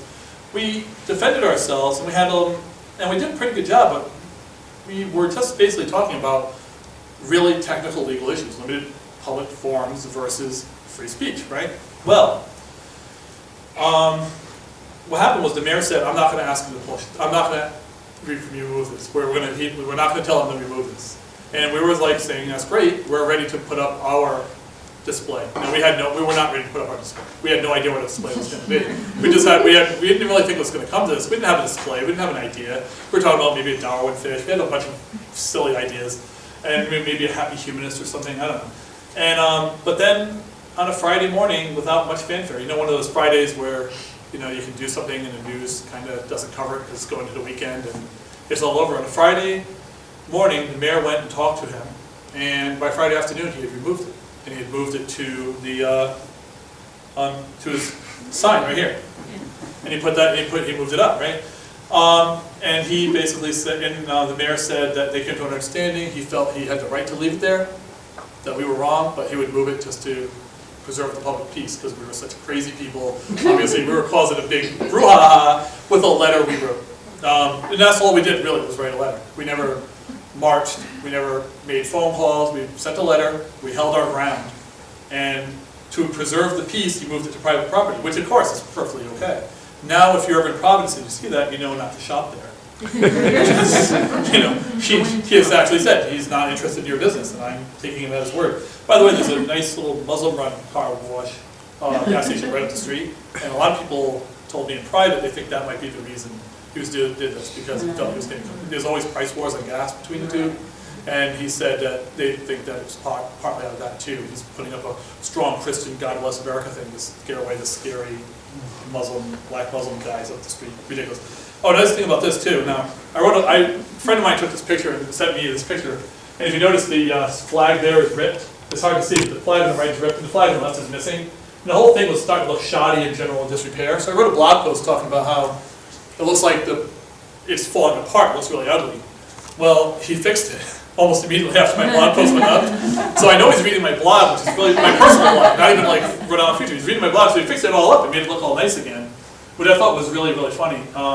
You did that, like 3 days later. Wow, look at that. Some flags for that. It's all polished up, you know. Yeah, I'm not put my drink. I was on a public access show with the Reverend Donald Anderson, who's the head of the Rhode Island Council of Churches. And he invited us both on, I guess, because I'm an atheist and he's like a super Christian. And he would like to have us talk on this really terrible show, but it's kind of fun to do because we get to talk. And I like Donald, he's a nice guy. But one of the things he said about this cross, which I thought was really important, he said that as a Christian, it offends him to see the cross trivialized in this way. And I think it is possible, you know, here's a good point. I mean, I know this is partly there's a secular group here. That's an interesting point. I mean, I'm still ambivalent about the power of interfaith work when it comes from an atheist or humanist perspective to work with people who claim to be of faith. And I have done it, obviously. I do Habitat. I've used the Rhode Island Council of Churches to help me with my niece's defense, but he was there, and he said, you know, he thinks it trivializes crosses, and it's offensive to him to see a cross like this, flags on it, God Bless America put on it. That's not what his idea of Christianity is at all. So whatever this idea of Christianity is, as I pointed out in the blog, if he's saying people who don't think like me, I don't want them for customers, he's not even saying just atheists then. People who don't think like him, or anybody who doesn't think that message describes their religious beliefs, right? I mean, aren't we talking about not only like Muslims and Buddhists and Jews and all the rest, but we're also talking about those Christians who don't think this is an appropriate use of the cross. They should not shop there. I mean, he's kind of drawing a weird line in the sand, although he's not done. So, 2 days ago, when I first agreed to come out here and talk to your group, this wasn't happening. So I actually added this in at the last minute. 2 days ago, he put a Christmas tree up on the same spot that used to be the thing, right? So now, just like the Woonsocket Cross was bothering him, I guess, so he put up a cross. Now the Christmas tree debacle going on in the State House again is bothering him, so he put up a Christmas tree. He put up the Christmas tree, it's got lights on it. I didn't get any daylight, nighttime pictures. I hate to go over there. It was raining today, it was miserable. But it's got lights on it, I guess it looks nice at night. But put up a Christmas tree. Now, it's obviously, this guy did this to bait us the first time. I wasn't going to go for more bait. He wants to put a Christmas tree on a median strip. There's some problems with it, but I'm thinking, well, if we really want to go out and put up another symbol, we could, right? At this point, I think we've made our point about the limited public forum. So if we want to go out there and put a menorah or any other symbol we want, I think we would feel, it won't last, it'll be knocked right down.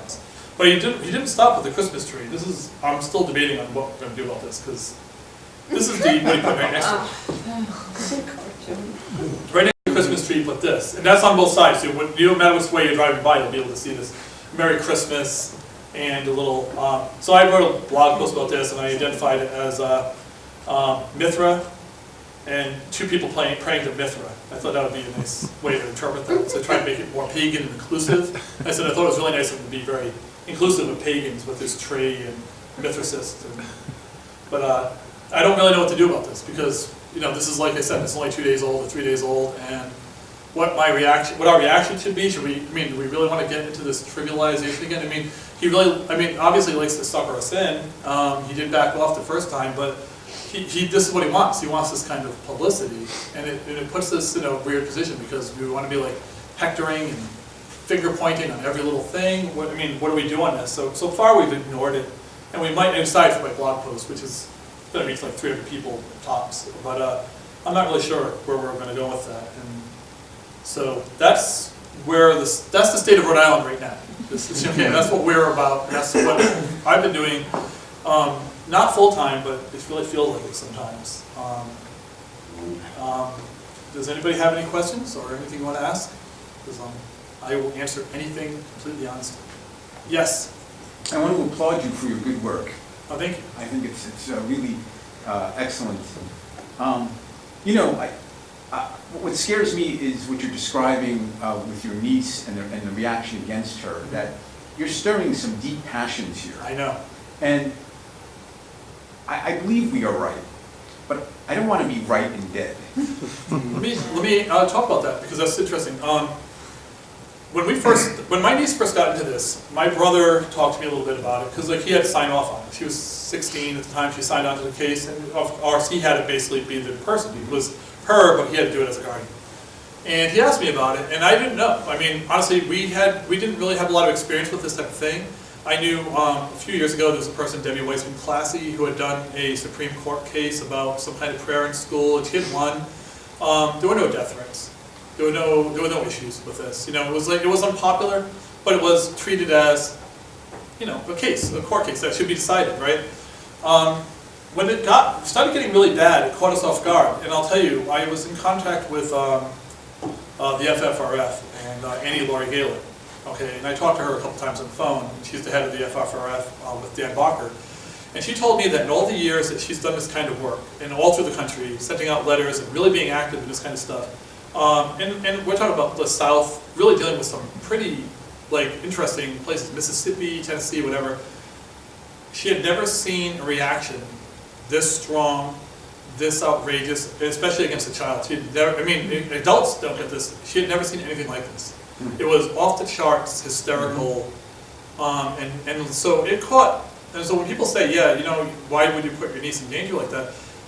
It wasn't thought to be, my brother approached this as the idea, well, this would be a really good learning experience for her. And this will be an interesting thing, and it will be good on her college resume, right? I mean, these are the types of things that we're, seriously, these are the types of things we're going for. I mean, it is an important issue, sure. As you said, you don't want to be right and dead, and that's true. But then when it got really bad, and we were thinking, this is really dangerous, and there were considerations. I mean, there were times we would think, we should just scrap it, you know? But do you really just back down because now people are bullying you? Is that, I mean, now you've started this sort of like life lesson thing, and not only that, you've staked a claim. And at what point do you say, well, I've had enough, these guys have bullied me out of this? I mean, we just couldn't do it. You know, there's like a history in this country of like people standing up for civil rights and for these types of things, and if we folded, I think that would have been a disaster.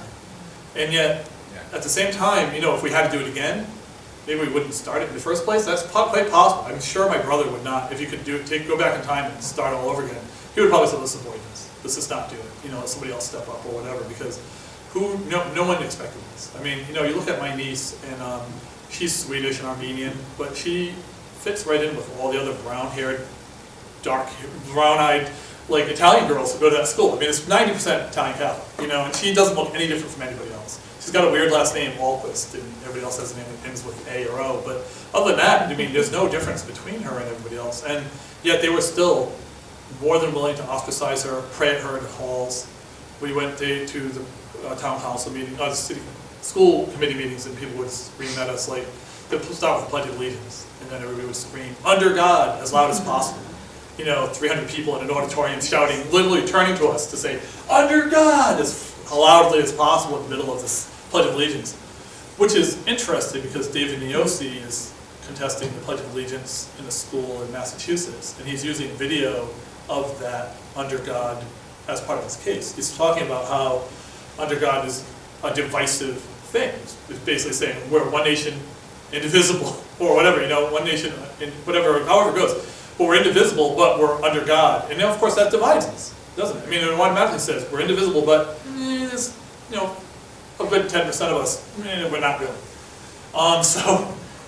Yeah, but the danger was upsetting, and like I said, it caught me off guard, and I was glad in the sense that I'd been retired at the time, and I was able to kind of step up and help her, because I was able to devote way too much of my time. Honestly, at that point in my life, when I say this is full-time, I don't really do this full-time, but at that point, that was a full-time job, just basically managing that outrage and talking to people and trying to come up with ways to just dampen it. You know, working with the Rhode Island Council of Churches helped to like slow it down a little bit. It didn't stop it, but it basically made people pause and think, wait a minute, religious people are with us too? You know, finally waking up to the fact that it wasn't going to get better on its own and dragging as many people as possible to the meetings with us and really putting on a call, look, she's getting victimized here. This is getting tedious to be 8 people against hundreds, and you know, by the end it could have been 1,000 people. I don't know, whatever they could pack in the auditorium. People were outside couldn't get in. You know, every news truck in New England is outside, and we're thinking, well, we're really going to just be 8 people again. This can't happen. So I had to smarten up on that because you know you get to be this.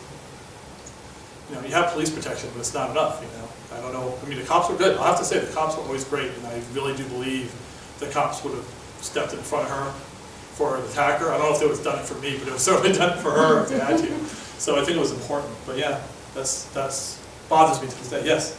Do you ever use the Christian religion against these people to point out their own hypocrisies, or do you kind of leave all of the biblical stuff alone? Yeah, on my blog, I will go, and I mean, I'm a former Catholic until I was probably like 11 or 12, but I've always kept I've studied religion all my life. I was a philosophy major, and I'm pretty well versed in theology. Like, I know a lot about it because I've read a lot of it. I read Francis Schaeffer, and I've read C.S. Lewis, and I've read, dozens of others. I mean, I've read a lot of theology, and I like to keep up on it because I think it's important to be able to speak their language, but it doesn't come up as much as you might think. I mean, the arguments aren't, first of all, as an atheist and a humanist, especially an outspoken one, they don't care what my opinion of their religion is. You know, even if I get it right, they're just going to assume I got it wrong. They don't. It's not going to. It doesn't persuade. And also, their idea is that faith. Their idea of faith is such that it just won't be persuasive to them. I don't know how to put it exactly, but I've seen people go blank.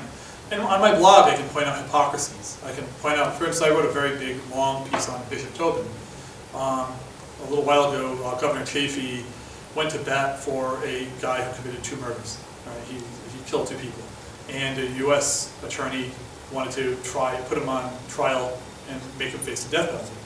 Now, Rhode Island has one of the oldest laws against the death penalty in America. We're the 2nd state to outlaw the death penalty, and we've had it for 150 years or so. And that's because in sometime in the 1800s, there was an Irish immigrant that they falsely accused of a crime. They railroaded him through, put him to death, and then almost immediately after, people started pointing out he wasn't guilty. He wasn't innocent. He was innocent. He wasn't guilty at all. He wasn't the guy. And it was most likely this very rich person who had committed the crime, was never tried, lived a long time, got away with it, scot-free. And ever since then, we've outlawed the death penalty. So the governor steps forward and says, I don't want to release him to U.S. custody if he's going to face the death penalty. We have a deal worked out where he will serve life in prison without parole, right? He'll never get out of jail, but he won't face the death penalty. And the U.S. attorneys said, no, we're going to take this case, we're going to put him on trial for his life. No amount would help him. ACLU was helping out the governor.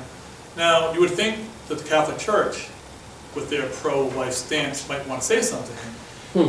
Oh, I'm seriously, right? I mean, because there is a certain amount of the Catholic Church historical aversion to the death penalty cases, right? No, the bishop is silent on this entirely.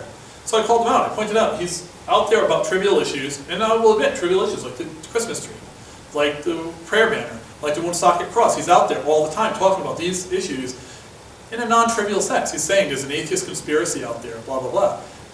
I'm asking, I'm writing, on my blog, I ask, Plu, we should defend. This is a very good thing we have. We have a state, we should be proud of this as a state. We don't have a death penalty. We haven't had a death penalty for 150 years. Why aren't we getting behind the governor and saying this is a good thing? Every year somebody introduces a death penalty bill in our legislature, and every year it doesn't go anywhere. It doesn't even come out of committee. That's a good thing. And we should be, and yet the bishop wouldn't say a thing about it. Of course wouldn't rise to debate on my blog, but still, why couldn't we come together? As humanists and as the Catholic Church, that's an issue we could be able to come together on, right?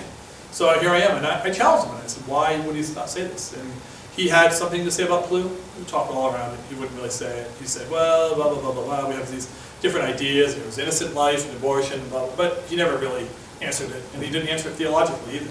And I know some of the theological cases, and there are like famous cases of nuns and people in South America. I don't know if they're saints yet. There are people who are close to being sainted who have stood against the death penalty, and that's part of what they made them what they are. And yet he was not willing to do that because he really is just a Tea Party, Republican Party.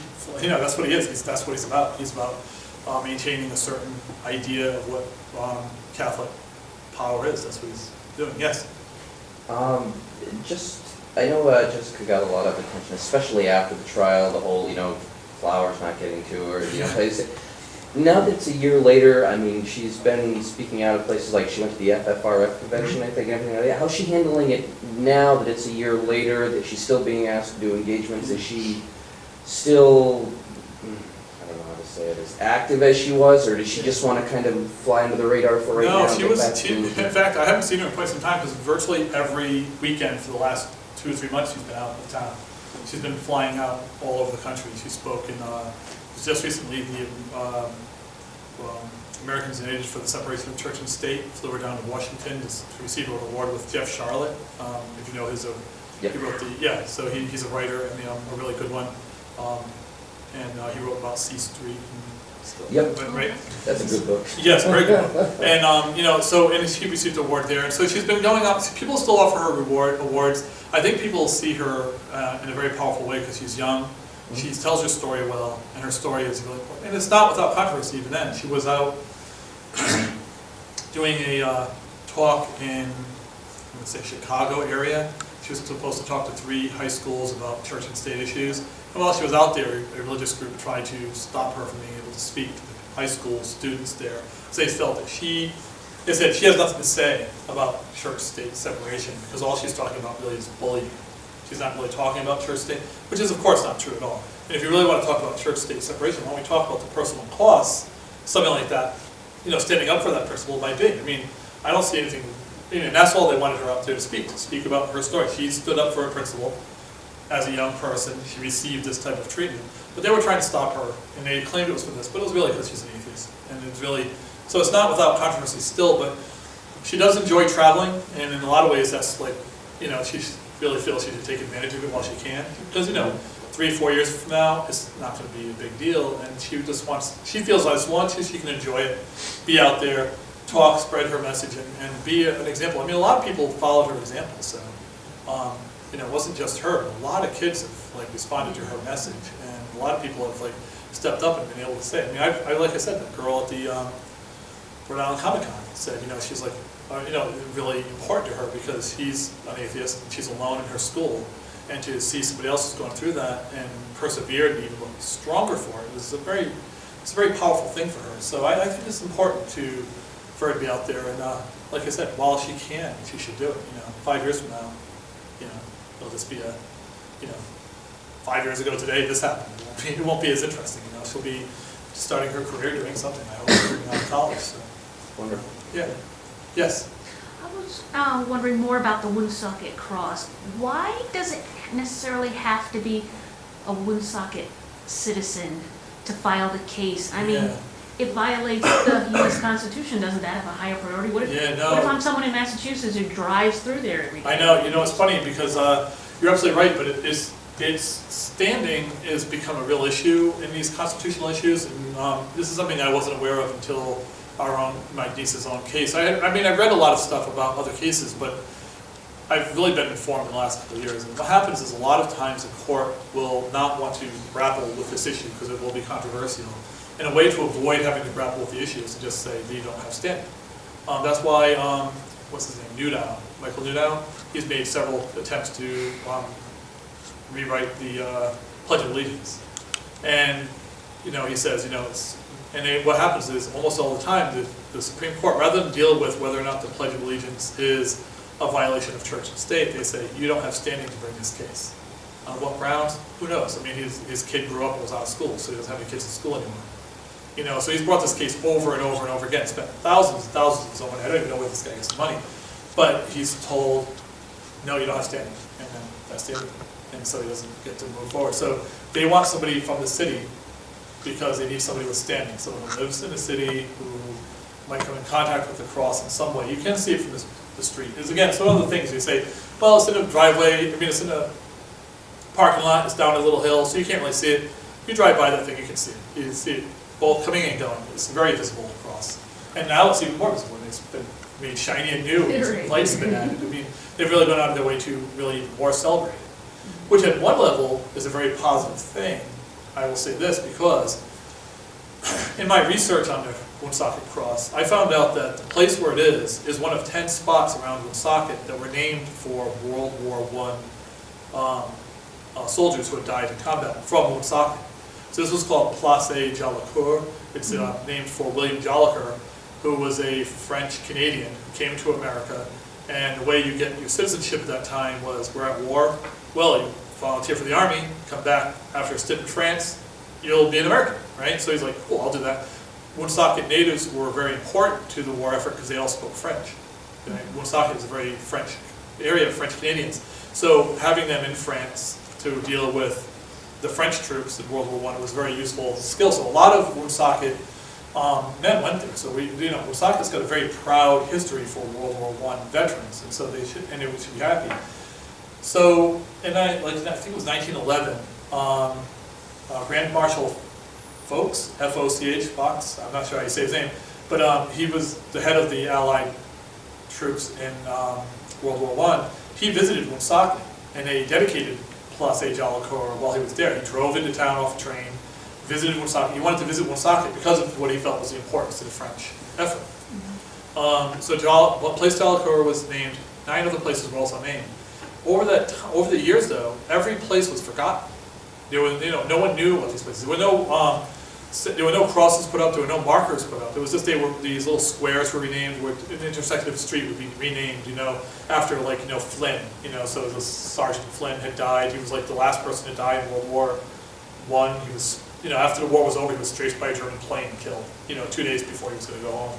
So there was this Flynn, but that became Railroad Depot. It used to be like a Railroad Depot Road or Depot Square or whatever. Well, they called it Flynn Square for about 2 years, and they kind of forgot and went back to being depots, right?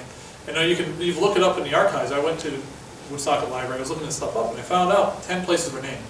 All of them were forgotten except for this one, because this one later was, they put up, in the 1950s, they put up this place on Place Delacour, they put up this big cross, which was at the time in the middle of the road, a major intersection in Woonsocket. Woonsocket's an old mill town, so right up against the river, right across a big bridge, there's this big cross. So it was picked because of its prominence, because of its large location, so people would see it. And it was rededicated not to Jolicoeur, but to 3 brothers, the Gagny brothers, who had died in World War II. Every other place there has been forgotten. There's no names, there's no plaques, there's nothing. And so I pointed this out in the blog saying, you know, it's interesting that all these other places are forgotten. You've got all these other war memorials. You've got tons of war memorials in Woonsocket, right? All of them are falling apart, pretty much like that one. There was a flood years ago. A lot of these things are crumbling to dust as we happen. They're not doing anything for those. This one, though, gets $10,000 refitted because it's a cross. And yeah, so, you know, there's a lot more to it than that. And so, but getting back to your original question, if you're not a native of Woonsocket, apparently, if you don't live in Woonsocket presently, you'll lose standing and you'll be out. That'll be it. And they don't want to take a chance of having to go through a whole case, just have the judge say, sorry, not a Woonsocket native, therefore I'm going to take the case and I'll throw it out. Yes? So on the question of the Woonsocket Cross, the video footage, would that, if there were a complainant to come forward, would that help? Yeah, I would hope it would. That's one of the reasons I learned from the Cranston prayer banner case to bring a camera to as many events as possible. Because I think when you have things like the parade with those pictures, I wasn't at that parade, somebody sent me those pictures, but when I think to myself, if you can be there when people, I went to a place, Memorial Day thing where they went to the cross and they rededicated, they put a wreath on it, they had an 80-year-old veteran deliver a big prayer, you know, God and everything. I think it's important if you have the mayor there with somebody doing prayers and celebrations of this thing. Yeah.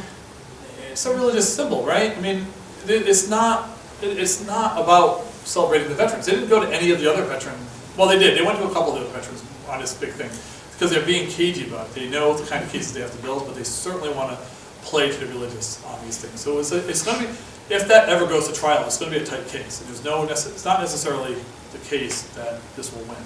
This is going to be, the courts in Rhode Island generally are very conservative, and I don't know the current makeup of the Supreme Court. Could go either way, you know. Is that because the men who were being honored were Christian? Hard to say. Yeah, somebody made that point. They said, well, you know, this cross is similar to the same cross where William Jolicoeur is buried in France. He's got one of those white crosses in Avignon. How do you say it? Is that how you say it? France. And so he's got a white cross there. And they said, well, this is the only place his family can see a white cross here. Kind of forgetting that for 50 years or 40-some years, there was no marker there at all. It was this Place Delacour on a map somewhere, but there was no plaque. Yes?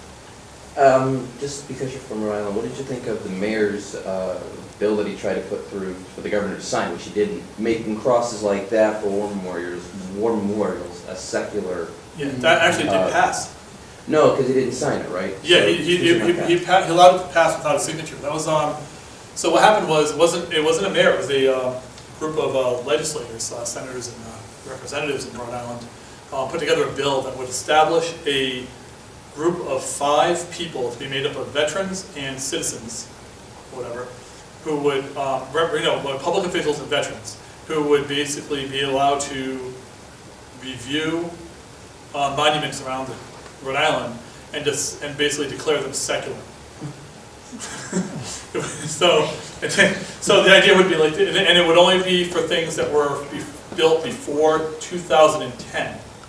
So like basically anything built after 2010, you could just say it's secular. But if you have a cross like this, you can now declare it secular, and therefore it no longer violates the Constitution. It's the people have pointed out that, well, it's a ridiculous piece of legislation. It sets up a 5-person body, which if 2 people don't show up, it could be decided literally by a quorum of 3, meaning 2 votes could make something secular, which is kind of odd in itself. And there's so far, I've been trying to find out, has there been any attempt whatsoever to actually establish this group of 5 people. I haven't seen anything on that, although January with the new General Assembly being sworn in, that could happen.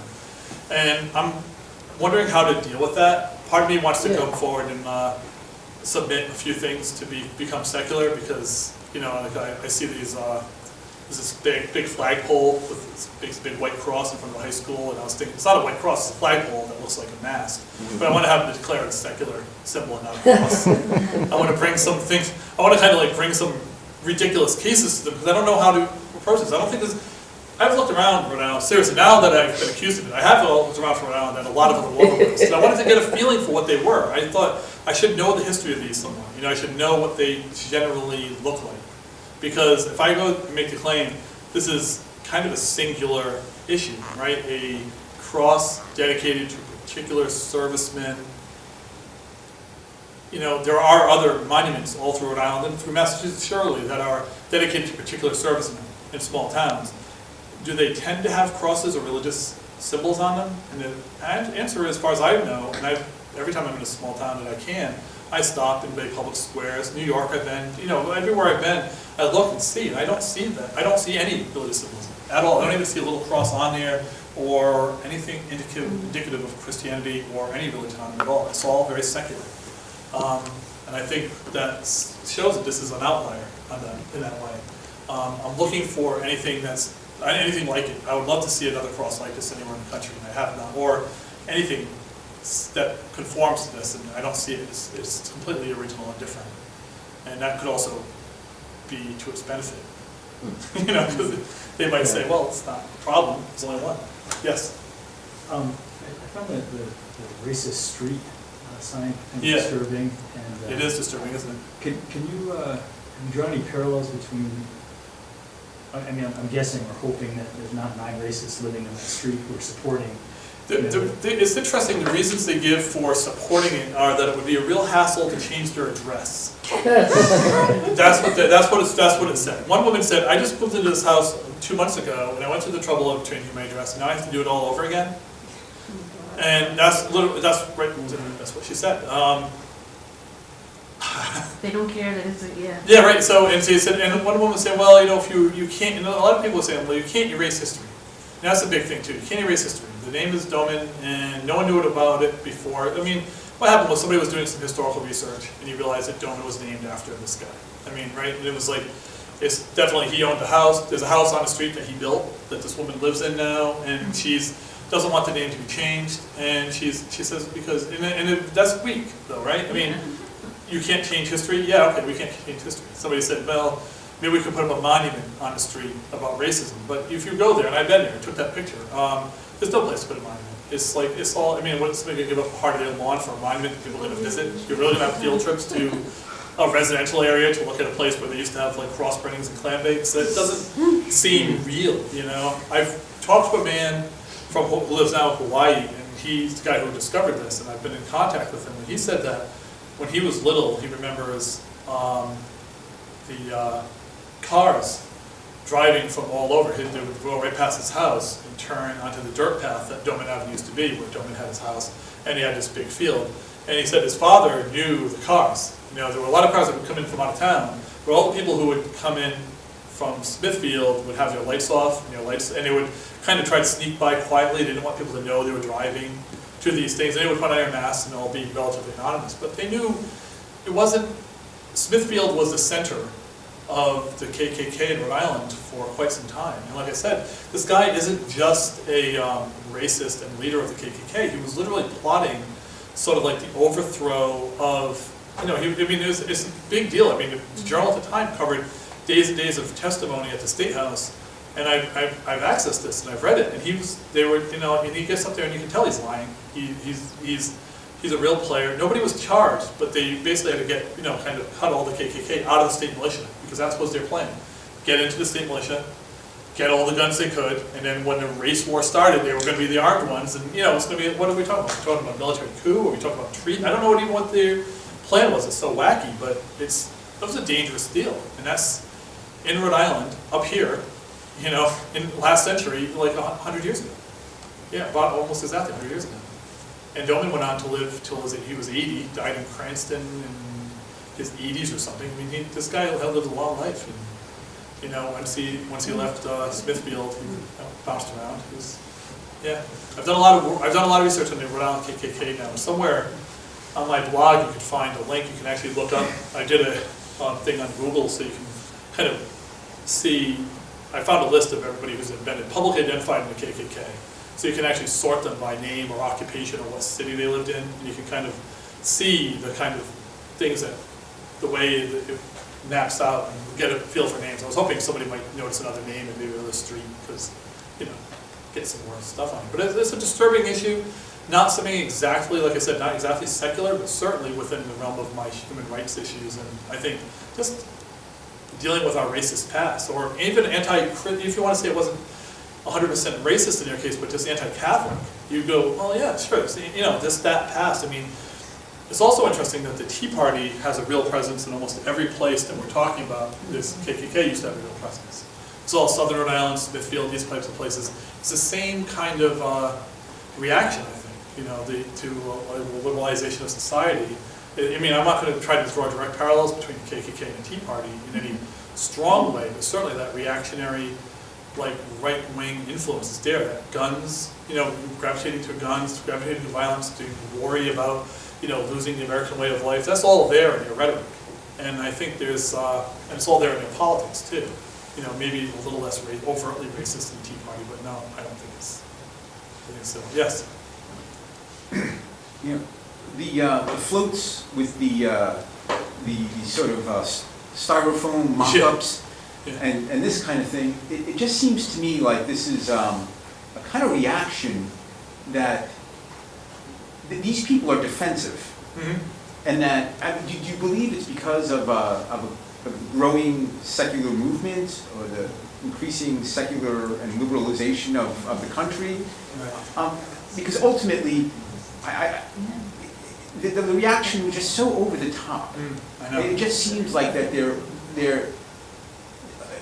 know that their days are numbered, and that you know, they have to make themselves heard. Yeah. I guess because ultimately, like, I like that you're taking this other tact of how can we positively engage. Yeah. That's You know, the Adopt a Highway, Habitat for Humanity. Right. Do you see a time when, I mean, ultimately, I would like to see like a major national candidate.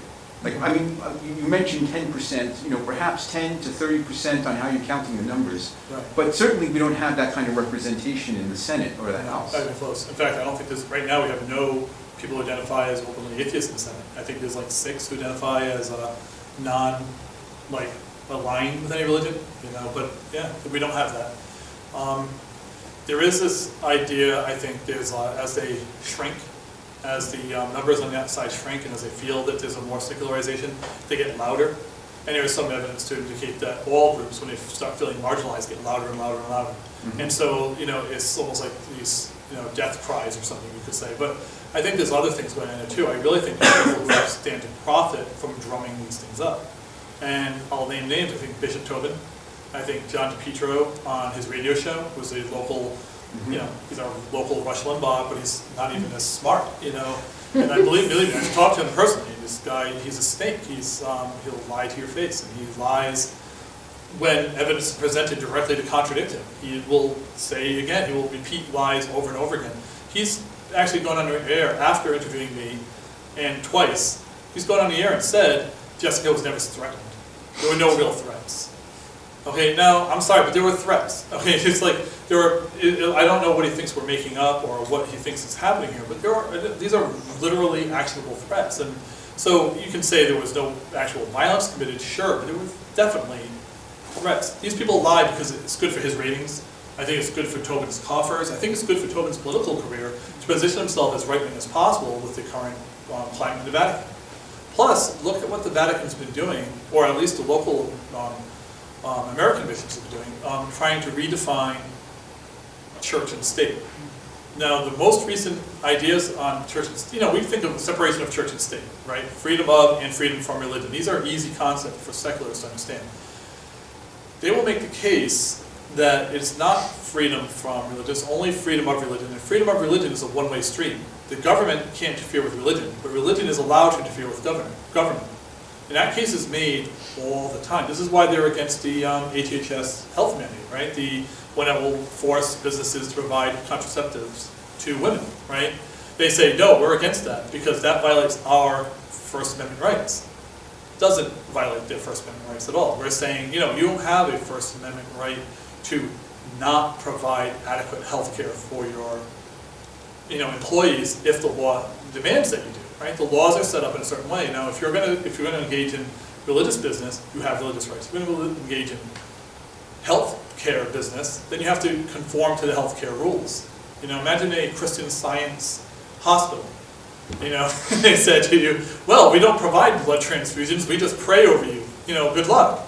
They would say, well, we're not going to support your hospital. And they would say, well, that's just anti-religious. You have to give us money for our hospital. You have to let us do these. You don't have to do that. And the Catholic Church is in the same position, but they're arguing strenuously for a new interpretation of church-state separation. This is where the Catholic Church is teaming up with evangelical groups who are reinterpreting the history of America.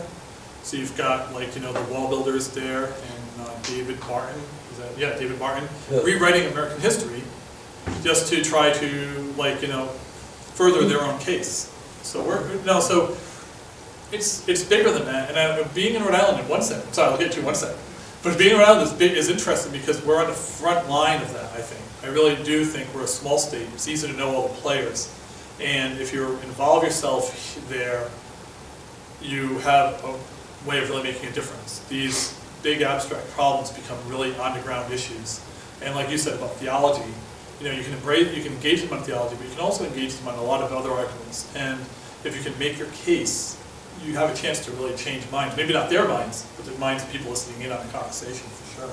Sorry, yes? Yeah, I was just curious about how your membership has perhaps changed in reaction to this, especially like Jessica's case, like the Woonsocket case, the more publicized cases. Because I remember following all of this and just kind of gritting my teeth and wanting to bang my head against the wall as a resident of Rhode Island, and wondering if, obviously you have to fight against all this, bad press from people who think it's like an atheist conspiracy and all that crazy talk, but have you found that people are still reaching out to you, and have your numbers grown at all in reaction to this? Our numbers do grow, but I think there's it's a double-edged sword. I think our numbers could also grow if we weren't doing this. I think if we were just a humanist group doing highway cleanups and habitat and blood drives and showing up at gay pride rallies and all that stuff, we would have people joining our group happy to spread this message of good without God, right? But when we engage in the political work, I think people will appreciate it, but they're less likely to try to identify with us because they could be afraid. Not everybody can be an out secularist, an out atheist, an out humanist. It's not easy to do. And I understand it. We have people in our group who they call themselves like quasi-closeted. They'll come out with things like, I put a picture up there of Habitat, which people with their thumbs up. The woman in that picture is happy with that picture because she's wearing a dust filter mask. Because she doesn't want to be positive, it's fine for her to be on Facebook. She's got her boss, her family, there's people who might, it's a dividing line for her. And she's kind of incrementally coming out, but it's hard for her. And she doesn't want to lose options. I have friends who can be out, but maybe not as out as they want to be. And some people who just say, well, don't put me in any pictures. They'll show up for habitat, help work and stuff. But you can do that kind of anonymously. I just remember going to that auditorium once when I was probably about Jessica's age. I was probably about 16 or 17 years old. I was there for a choir competition, a statewide choir competition, and seeing that banner and being really upset by it. But I didn't go to that school, so it wouldn't have been my place to begin with. But I think about if I did something similar in my town, they would have run me out. Yeah. So the Jessica case really resonated with me very strongly because I was only there a couple of years before she was. So. You can test it. It's a really huge banner, right? Oh, I remember sitting in that auditorium, and I was just a visitor as just, a part of the visiting choir, and I remember sitting there and staring at it and just being, not really believing, and I was turning to people and saying, this is a public school, right? Because I'd never been to the school, and I went to a public school in another town in Rhode Island, and I thought maybe I'd mistaken, because I hadn't spent a whole lot of time in Cranston, and turning to people and like, this is a public school, right? And they were saying, yeah, and I said, what is that? And people in my choir going, what? Right. And I couldn't say anything because I was not about to, like you said, you can't really have yourself, especially as a young person, Jessica was fortunate. She had an atheist friend and she had a Muslim friend. And so she had friends that she would talk to. Most of her friends weren't in that, she had people she knew who were very Catholic, but most of her friends weren't. So I think it came as a shock to her that there was such an outrage. I don't think she'd expected it. Honestly, it was surprising. It was upsetting. But yeah, it's a double-edged sword. Once we get more political people, I noticed that when we hit the paper, we do something big. We even had like a Chris Stedman event last night. He came down and talked to our group. And it was really good. It was at Bryant University, but we got a couple of members. Some people just kind of joined. I don't know if they were there or not, they joined our group. And I always look when we're in the paper or we make a stand like that, we got a few people who join. They might not ever show up, but they think, hey, I like that group. I want to be associated with them on some level. So they'll join us on Meetup or through Facebook or whatever. Or they'll like our Facebook page or whatever. So these are positive things. And my blog personally is, I wrote my blog for 2 years with like 10 to 30 readers, and now I average 300 to 1,000 readers when I blog, so it's not terrible, So I know I've got some reach. When I wrote for Rhode Island Future, it's even bigger, because that reaches out to an entire progressive community in Rhode Island, which isn't perfect, but there's no, I would say, politically neutral venue through which to put my work that would give me as much free reign to write what I want. And I only write on like the intersection of religion and politics. I try to avoid other subjects because I have an expertise in that I can use. Doesn't mean yes. Speaking of your blog and John DePietro lying, do you have that footage from last Christmas? About I'd have to look it up, but it's I could look it up if you want. There's last year at the Christmas tree lighting ceremony, what had happened was the governor was not going to call it a Christmas tree, he was going to call it a holiday tree. So John DePietro, the radio show host, said, I'm going to have a flash mob. We're going to show up at the Christmas tree lighting, and when the tree is lit, we're all going to sing, "Oh Christmas Tree," at the top of our lungs. We're going to force Christmas back into the State House ceremony. That was his idea. Now, the Children's Choir of Rhode Island was going to be singing at this event. And so the Children's Choir set up, and they were singing a series of songs. And I was there that night. They sang a bunch of songs, and about half the songs they sang were Christmas songs, using the words Christmas. In the middle of the song, "Have a Holly Jolly Christmas," the governor flipped the switch for the lights to go on. And immediately the John DePietro followers started to scream out, "Oh Christmas tree, oh Christmas tree," attempting to drown out the chorus of kids. Singing a Christmas song. Singing an actual Christmas song. All right, so that was the idea. So anyway, that's what he did. So then, I'm on the 3rd floor right there, because like I said, it's a big round rotunda, so it levels up. So I'm looking down at this when this is happening, and I can't believe what I'm seeing, because now I see people, there's Christmas trees in a way, so Peter's crowd's here, the children's choir is up here, the tree's in the middle, but you can hear the kids singing, but they all start screaming and yelling. And then people in the crowd start to realize, even some of the Peter, hey, wait, they're singing, you're interrupting the kids, this looks terrible. The news team cameras are all over the place, right? And they're trying to tell them to shut up, and the John Petro crowd is, I don't know, there's no way to organize 40, 50 people who are all keyed to start screaming "Oh Christmas tree" at the top of their lungs with the words given to them on, Xeroxes, so they're all, yelling them. And so now some people are just reading the words and not even seeing, so it's turned into this thing, like a huge thing. So he then goes on his radio show just like 2 days ago and says, by the way, we did not interrupt the children's chorus, okay? We waited until they were done with their song, then we began to sing. But the problem is, of course, and it would take me a bit to find it, it's really obvious they were singing over the children's chorus. There's a video of them, 4 minutes long, of them screaming and yelling over the children's chorus, and people saying, wait, you're singing over the children's chorus. And they're like, what are you talking about? And you can hear them having this conversation over the noise, and they're competing. The kids never missed a beat. They were surprised. But a lot of parents were quoted in papers and other sources talking about how I was really upset when they started screaming over my kids' performance. They're there to see their kids. Most of the time, these things are just like the chorus, a drum and bugle corps, the families show up, and a few other onlookers. They're never politicized events. Suddenly, all these people are there politicizing. Now, for his part, the bishop, who has always showed up at these tree lighting ceremonies in the past, decided he wasn't going to show up at this. Because if Christmas wasn't going to be there, he wasn't going to be there. So he moved it. He had this tree lighting ceremony at the exact same time up the street at a church, which is kind of okay because that separates church and state. I thought, well, what is your point if you're going to have it on the church thing? That's great, good, excellent. You know, that's you agree with me, I guess. But so I thought his message was muted. But meanwhile, also the third person who was involved with this, Doreen Costa, which is a state representative who was on Fox News talking about how the governor is chasing Christmas out of the state house. She and DePietro apparently don't get along, even though they're both right-wing goons. And so she's decided to have her own separate tree lighting ceremony outside her office in the same building the same night. So she's out there while this is going, well, after that was going on, some of the DePietro crowd, who are also Doreen Costa Tea Party fans, run upstairs to be outside her office so they can do their tree lighting ceremony now, a second or third tree lighting ceremony. So the three people who are the most active people in this are all basically working at cross purposes, and they're doing the same thing again this year. Doreen Costa's been on Fox News saying the same lies he said last year. Bishop Tobin has said the same thing about how you can't push Christmas out of the State House. And as I pointed out in my photos, and you know, you can go there now, the State House is full of Christmas. There is no, it is jam-packed full of Christmas crap. You can't go, you know, Santa Clauses. I mean, I didn't even show you half the pictures because a lot of them came out kind of crappy. But there's like a million pictures I could have taken, and it wasn't even done. Half the tables weren't done yet. There was going to be a bunch more, you know, at least. There were undecorated Christmas trees all over the place too. And there was another floor, there was a third floor that was being painted. But they're going to take that all stuff down, they're going to go third floor too eventually.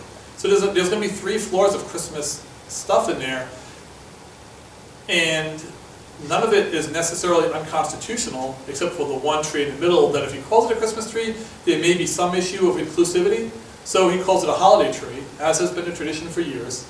And yet suddenly now it's an issue because it's a fake issue being done by people trying to further their own agenda. And I don't know if I'm going to find that. It's on your last blog post, right? Yeah, probably. If people want to find it, they could. Yeah, look, if you look up Caution Church Ahead, that's my name of my blog. I found a sign that said Caution Church Ahead on the side of the street, so I took a picture of it and named my blog after it.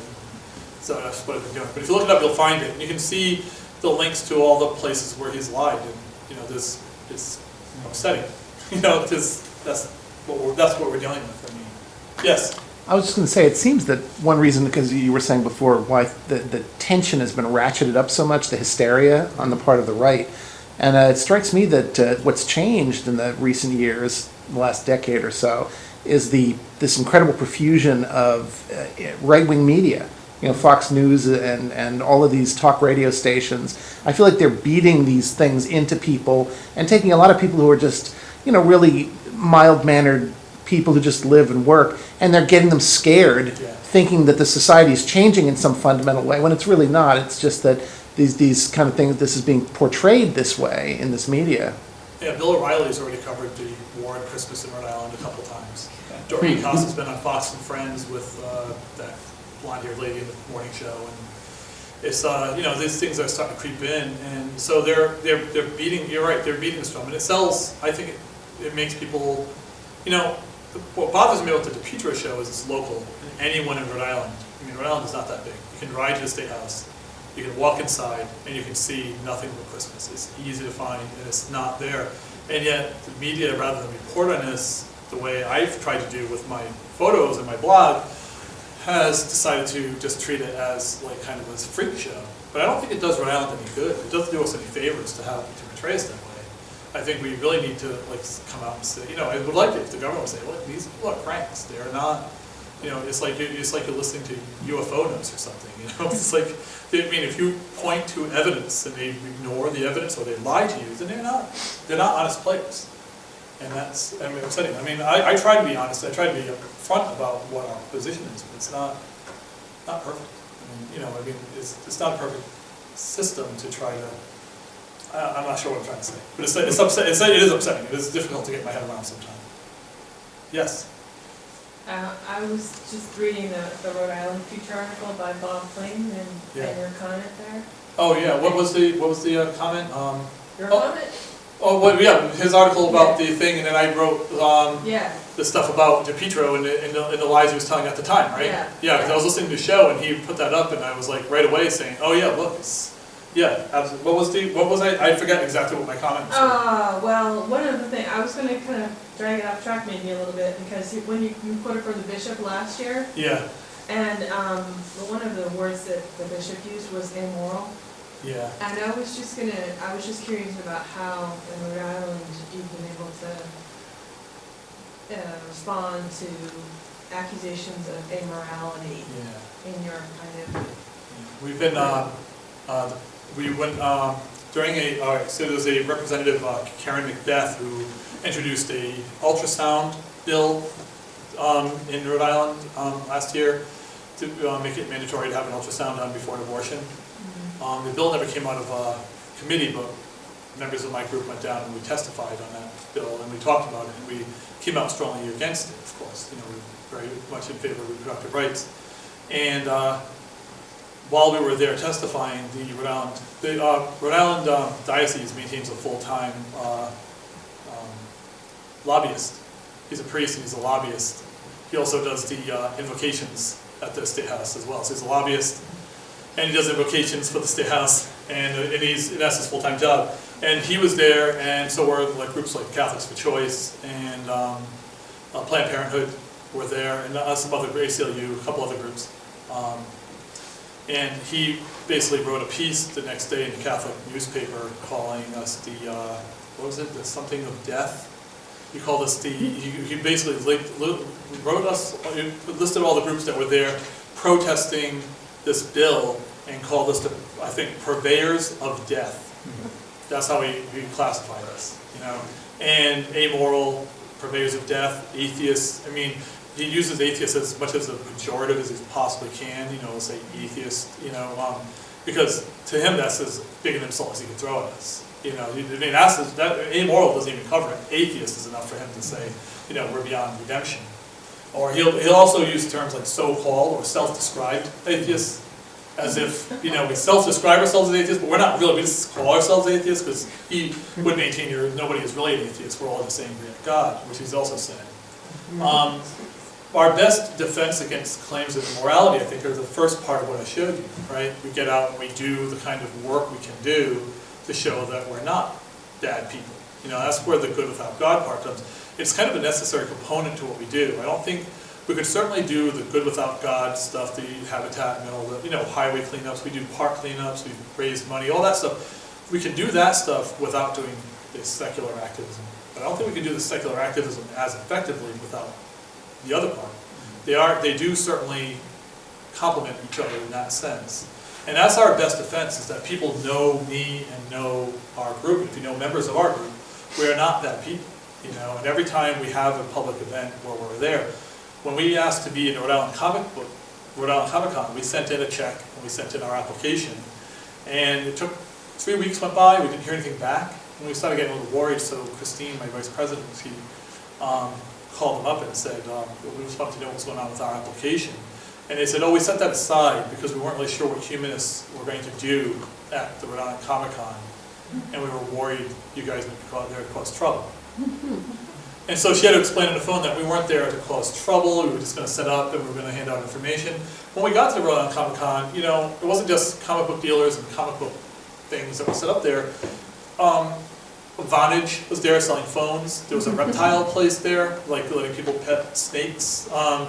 You know, there was all sorts of things that had nothing to do with I mean, people were like giving away free samples of, I don't know, sodas or like energy drinks and stuff. All sorts of stuff was there that had nothing to do with comics, yet we were set aside because they thought we might be there to cause trouble. I'm not sure what kind of trouble they were thinking we could cause. I mean, they had wrestlers there, World Wrestling Federation wrestlers there, who actually were causing trouble. I mean, I ended up filming some of that, and they were walking out and causing all sorts of issues. But and then, you know, and we had some issues, I think, with Brian. Not bad issues, but Brian was saying things like, you know, they were worried about what kind of crowd we would bring. They didn't want to have a Chris Stedman interfaith event where maybe bad atheists showed up and acted out. You know, maybe we would ask rude questions, or we would be too confrontational or something, or say things like, God doesn't exist, what's wrong with you people, or something silly. You know, and that's, yeah, so people do worry about us, but every time we do an event like that, we win people over. The toughest questions came from the Bryant faculty. Yeah, Bryant faculty were the most least well-behaved, absolutely. I can't be saying that. Oops. Yeah, so. What, do you think that's going to help our image? Yeah, long, all this stuff. In the long run? All this stuff helps our image. I think being honest helps. being upfront about what our goals are. I mean, I've heard some stuff last night that made me think that maybe being too upfront about your goals is a bad thing, because it kind of telegraphs your end game, and maybe strategically is not the best, but I think it's right now that for our purposes, we're just going to continue to hammer away at the secular aspect of what we do and try to keep doing that. If any members of groups here are interested in doing the kind of stuff we're doing, it's a matter of getting comfortable writing press releases, a matter of getting comfortable writing letters, and having people who are ready to step up and talk to the media if you need to, but also just to be ready to take some of the heat, and that's the hard part. You know, it was easy for me because once my niece was really into it, you know, it was like, well, I'm out. It's not, you know, that door's not closing. People are I'm gonna have a certain segment of the population not like me anyway. The name Ahlquist in Rhode Island can get you treated a little bit differently at times. My daughter has very little to do with this, but she's been with our blood drives, and she's a great kid. She's been in positions where she's gone to get oh, I need your name for this mocha, and she says Ahlquist, and they go, really? And they stop. It stops them short. Where she's handed her card to somebody to buy a purchase, and they stop and look at the card and say, like, look at it back and forth, like, I know that name, Ahlquist. Are you that girl? You know, she doesn't look anything like her. She's blonde, you know, nothing like Jessica, but still, it's enough to get people to stop. And you know, I've heard it. It's there, sure.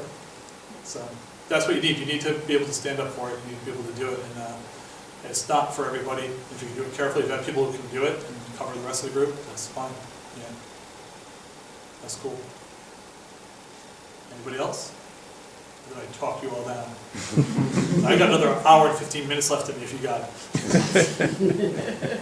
I'll talk all day about this. You mentioned your Swedish surname. What's that? You mentioned your Swedish surname, and Yeah. my Swedish surname is Hellstrom. Hellstrom, nice one. Yep. Well, all we lost was the umlaut Right. over the O at Ellis Island.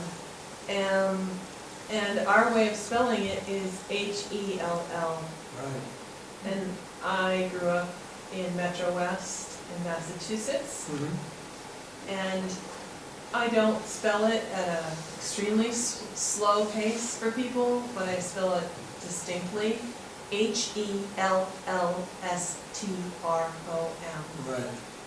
And my entire life long, I can count the number of people who get Hell right without changing it so that it's not Hel. Yeah, interesting. Such a, there's such a subconscious reluctance Right. to deal with that. Yeah, I mean, Ahlquist only recently became a dirty word in Rhode Island, so I'm hoping we can redeem it down the road. But all my kids have, one son is out here, and my other daughter is out in New York right now, and I have a daughter who lives in state. And it doesn't, my wife's, like I said, she's a Unitarian, so they all were all for what she wanted to do and the support. But I know it affects my brother, my other brother, not Jessica's father, but my other brother is a restaurant manager. His wife is a teacher in Cranston. And I'll probably cut this out because they've asked me not to talk about that much. But yeah, she's a teacher in Cranston schools system, and she's kind of just had to say, no, it's nothing to do with me. I mean, that's my family doing whatever they are, and for her career, she just can't afford to say, oh yeah, I'm 100% for that, or 100% against it. She just has to say, no, nothing to do with it. Yes. Just real quick, does any of this really make you laugh, considering the founding of Rhode Island by Roger Williams and the whole? I mean, does anybody ever just stop and think, wait a minute, this was fine because it was too much for him. He was kicked out basically. Right. And he left this hellhole to go to Rhode Island. Exactly. Former real estate. Yeah. And I mean, he disagreed with a lot of people who came to Rhode Island, but he never kicked him out because of their religious beliefs. I mean, he's considered the true founder of church and state. Anybody ever? He said separation of church and state before Jefferson. Right. Yeah, it's in his writings. I've gotten into some crap with that. Because I mentioned that in the John DePietro show. I said that was him who kind of coined that term, and he said, no, that was Thomas Jefferson. I said, no, it comes through from Williams through Madison to Jefferson, really, because it was like those writings were known. And, in fact, what's interesting about Roger Williams is a lot of his writings were used and stolen by other writers without direct attribution. So a lot of his stuff showed up in other, like, philosophical texts or like political treatises without people really realizing where they were getting it, because Williams is a pretty dense read. He's not You don't read him and go, oh yeah, this is easy. This is pretty dense and full of like religious imagery. He was a very religious man, but even that is being challenged in Rhode Island now. See, the governor comes out, he'll say Roger Williams. I'll come out and I'll say Roger Williams, and I'll stand by that. But the historian laureate of Rhode Island has recently written a piece, not mentioning our group or me by name, but literally going after atheists and talking about the idea that freedom of religion does not mean freedom from religion. Even though if you look at Roger Williams' original writings, he talked about, like freedom for Christians and Jews and Turks, which was his name for Muslims, and he didn't have a word for atheists, so he used another word which is going to escape me now. But he had another word that he used instead of, it was like not the godless or anything, but basically non-believers. He had a word for that because there was no word atheist back when he was writing. But he had a word to talk about people who don't believe in God at all. Pagans. He was all for Indian rights. He believed Indians had American Indians, had the right to their religious beliefs, and he held them sacred. He wrote translations, one of the first translations of the Narragansett dialect into English, and so therefore to try to understand their language. So he was a linguist as well. Yeah, he had a brisk trade with the Indians. Yes, he did. He was very popular with them because he respected them. One of the reasons he could survive here, when he came to Rhode Island, he had nobody. So the Narragansetts put him up, and he helped them. He liked them. He realized that, in his mind, there was a spark of the divine in them. That it wasn't, he thought there was one true path to God. He really believed in that. He was a Baptist, sort of. He left Baptist early on, but he believed in Christianity very strongly. He believed there was one true path, but he did not think it was, as he said, forced religion stinks in God's nostrils. Right? That's what he said. He was really about finding your own path. And so he would not force anybody to believe anything. This is directly antithetical to what the bishop is pushing. Right? He wants forced worship. He wants Christmas tree. That word has to come out of the governor's lips. The only way this will end from his mind is if the governor says, it's a Christmas tree. It doesn't matter about all the other stuff there. He's saying, it's about a word, it's a Christmas tree. Call it what it is what they're saying. And they will, if he gives in, they will call it a victory, a political victory. The same thing with the prayer banner. Leave it there because it's old. It's been there for a while. It's tradition. It's a prayer. It bothers no one. This cross bothers no one. This thing on the media strip doesn't bother anybody. But something, I think people will ride by that. Write another letter to the mayor. I might. I'm not sure what to do about this. Do I want to get Christianity? I do want to. Part of me says, yes, go for it. Other part of me says, do I rise to this bait, or do I just go out and put up my own A-frame? Well, think about the strife when the mayor has to go down there again. I know. I'm thinking, believe me. What the hell? I'm wondering if I should just ask for a meeting with the mayor. I don't know if that would happen, but something. I'm not sure how to do it. Because I think the mayor got a little upset with us last time because we gave him 2 weeks to answer our letter. He never answered our letter. And one of the things I heard, well, you should have sent it like priority mail or something. It was like all these things, like, made a sign for it or something. I was like, just send him a letter, please remove this, And they ignored it for 2 weeks. They had 2 weeks on it, and they didn't want the Dane to answer or take us seriously. When it became a big news story, they did. But it's not, yes? I was just going to say about that, another option, I don't know the rules of that town per se, but knowing signs in the sense that certain towns don't, it's another way to go. Check into the rules on the signage of the town. Right. And then a lot of towns won't allow A-frame signs. Well, they don't. If you complain to the right person, then they'll probably have to go and take it down. That is the rule, actually. The rules are against these signs being out. They have on your own property, they're fine. Yeah. But on this media strip is out their property. So all these signs he's got out there are improper. And that is actually the law. So I don't know if every town is different. Yeah. But some towns will just take them down and you don't get them back. Believe me, right now, the climate in Rhode Island, they would not touch a religious sign like that. Yeah, but I sometimes if you find that right person, and if you keep saying, especially if you do it anonymously, it's like they kind of after a while will have to do it. Well, originally that's what I was hoping to do. I was hoping to send a letter to the mayor and have it happen in a really small way. I thought all the other cases have always gone big and crazy, right? The FFRF and the ACLU and lots of talk and radio and everything. I thought, why don't we handle this one really quietly? Send him a letter and say, hey, could you please take it down? Even when I put it up on our blog and went kind of public with it, I didn't really expect. Of course, I should have known, I guess, in retrospect. The town's crazy, but I really didn't expect it to get that insane. I thought it was going to be much more mild than that. Didn't we find out after you published the letter who the person was who could make it go away? Yeah, William sort of our legal expert, William Santagata, kind of helped us with the crafting of the letter. He also had originally put in a Freedom for Information Act trying to find out what the actual standing of that, because he also claimed that he had permission to put up those things because he was maintaining it or something. It was something kind of thing like that, you know. He had the right to maintain it, but to maintain it, even that was like in question. There was a lot of issues around this, like, you know, adopt a spot. He had adopted that spot, so therefore he had a right to put up signs. But the adopt a spot stuff we found was all, you can't put up any signs. No. The only signage allowed would be a small sign that said, this spot maintained by Finest Car Wash. That would have been allowed. Anything beyond that, it would have been impermissible. So everything on there is actually impermissible by the Providence law, but it's going to be hard. It won't be hard, but it'll be somewhat painful to make that case around Christmas in lieu of this other Christmas tree going on. Yeah. I'm not sure, like, again, I'm considering what to do because there's a certain weariness that sets in trying to attack the same guy twice, and I think he's winding us up, partly. He's definitely beating you. He reads I know he reads my blog.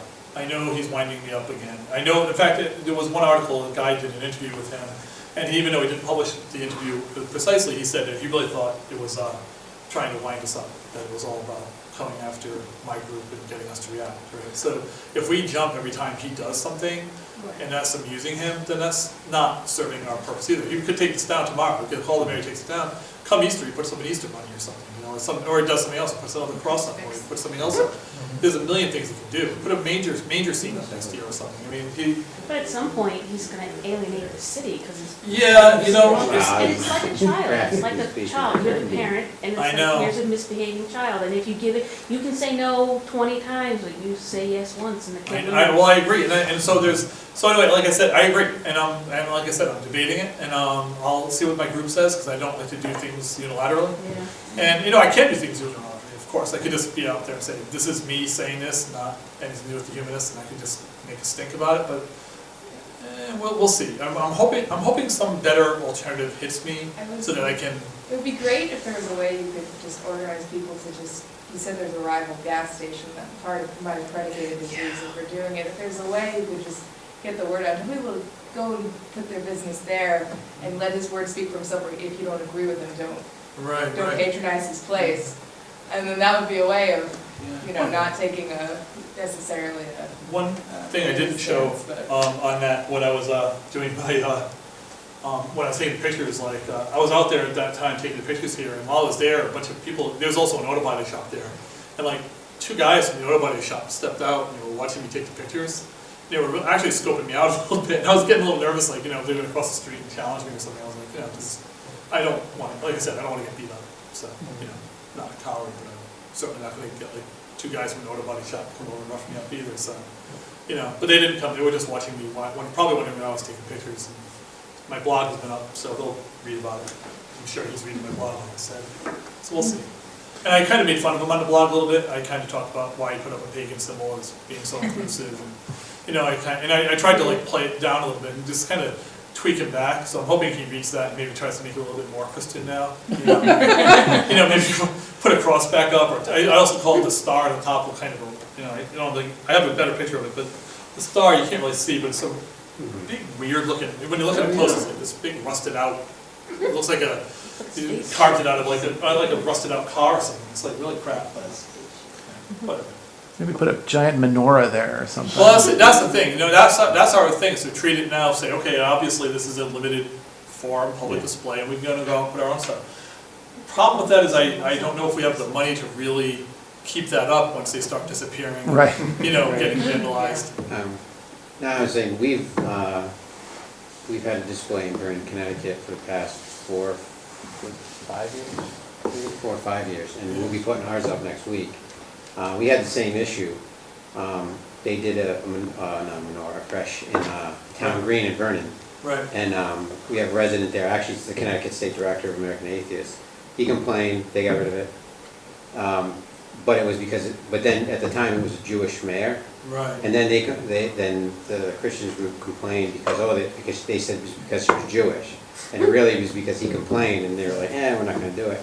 But then she made it like a public forum. Right. And so we did that, and that was the first year we put it up, and we got a lot of flack. We actually made a little bit of national news real briefly, because we put Imagine No Religion and a picture of the Twin Towers up. Oh, wow. So, yeah, we got a lot of flack for that one, and with our Connecticut Valley Atheists symbol on it. Sure. And they also did put they had another, and all of a sudden, they kind of like, one day, they had a one decorated tree, then all of a sudden, for some reason, another one just kind of happened to plop in front of ours. Yeah. Like, it was just a bizarre, we're just gonna put another one right here. Sure. But, and that was the biggest thing we ever got, was the first year, and each year we changed the message. And we got a little coverage, but each year it's less and less, and it's not as... Any overt vandalism, or was it? Never I got think the touched. first one would be hard to vandalize. Never right? got They'd probably touched. attack We with made it, dollars. we did make it pretty, it's a three-sided, it's made of like, probably 1/2 inch, 3/4 inch plywood. Yeah. And it's pretty heavy. You could probably, and we put plexiglass over it, so in case it did get, but nothing ever happened to it. Yeah. Like I said, and over the years, it's less and less of an issue. Interesting. And then another group did, a menorah did pop up, I think the second year they started doing it. And ideally, I would love to get like a pagan group, a Wiccan group, Sure. or, hell, I'd love a Satanist group to somehow, that'd be fun. I would build it for them if they would do it, you know, just because it would be fun. Yeah, But well, we see, I could- worry, well, I'll tell you this too, so I worry about liability issues, because one of the reasons like A-frame windows aren't allowed Yeah. is because they tend to blow. Yeah. And so a big enough truck goes by or wind comes by, right, that thing picks up, it's gonna go into a car windshield or something. Yeah. Someone's gonna get hurt, that's not gonna be a lawsuit they're gonna have to deal with, that's their thing, they're gonna have to deal with it. If we put something up and that happens, that's gonna be a lawsuit we're gonna have to deal with. Yeah. You know, if we're not clear on the rules of how these things work. I mean, we're not a business, we don't have business insurance, we don't have any insurance for a group, you know, a little tiny group. But, so that also worries me, if we put up the wrong thing and it sails out into somebody or hurts somebody or something happens like that, or even if somebody just pretends it does, you know, that could be an issue. I mean, in a park or in a certain forums, that's fine, because, Yeah, that is- but like, this is right in the middle of a major intersection, I mean, 45-mile speed limit, so cars are sailing by there way faster than that, you know, Can you trucks adopt this going in and highway? out. Yes? Could you adopt this highway? Yeah, no, we could have we probably could have adopted it at one point, but there's no adopt a spot program in Providence that we could get into. And even if we did, it would be a small spot, and we'd also be having to buy out there and mow it and stuff. We're not sure how to, you know, we've looked into it, but there's other issues with that. And that's an ongoing thing. That may still happen, but I'm not sure how it's gonna happen if it does. But I mean, we have some, yeah, we'll see. That could happen, but if it's a limited, like I said, if it's gonna be a limited forum, then we should be able to put something up, but then we'd have to make sure we secure it right. It's gonna Yeah, have to be- it is. we're gonna have to really be careful that we don't open ourselves up to that. So it's more complex than that. I don't think, I have one guy who I know could build it, but we have to figure out what we're gonna build and how we're gonna do it. I think if that's with the median, if something happened, they wouldn't ever probably let it go that far, because it's on a median, you're not gonna be able to get too much on there. Yeah, I know. And if that really went to the case, then they'd probably have to shut everything down pretty quick. Right. Oh, If yeah. you guys ever need help, Adam here is I kind of got that impression anyway. I was like, when he said I built it and I could build it. So. Well, I didn't build that whole thing, I mean, but I'm a sign guy, so I do banners and stuff, so that's why I was like, no, and that's why I kind of showed my nerdness when it comes to Yeah. like, checking out the stuff on That's that. cool to know. Yeah, well, I knew that those signs, the way he's got the signs set up Yeah, are thanks, I right. appreciate that. Yeah. We'll be happy to pay for it, mow the grass and everything. Yeah, well, that's great, yeah. It's good, yeah. Yeah, just gas money down, right? I'll drive you down. Adam. All right, as long as you drive. I'm good. Excellent. If nobody has anything else, this has been great. I hope this, you know, I'm supposed to end about now, right? Or is it I was okay? supposed to send half an hour ago. What's that? Oh, we were over at 8. Oh, I thought we were looking, oh, okay, well, am I in trouble? Cool. No, we just have to be out of here by 8:45. Oh, okay, cool. Keep 'em around. Well, if anybody...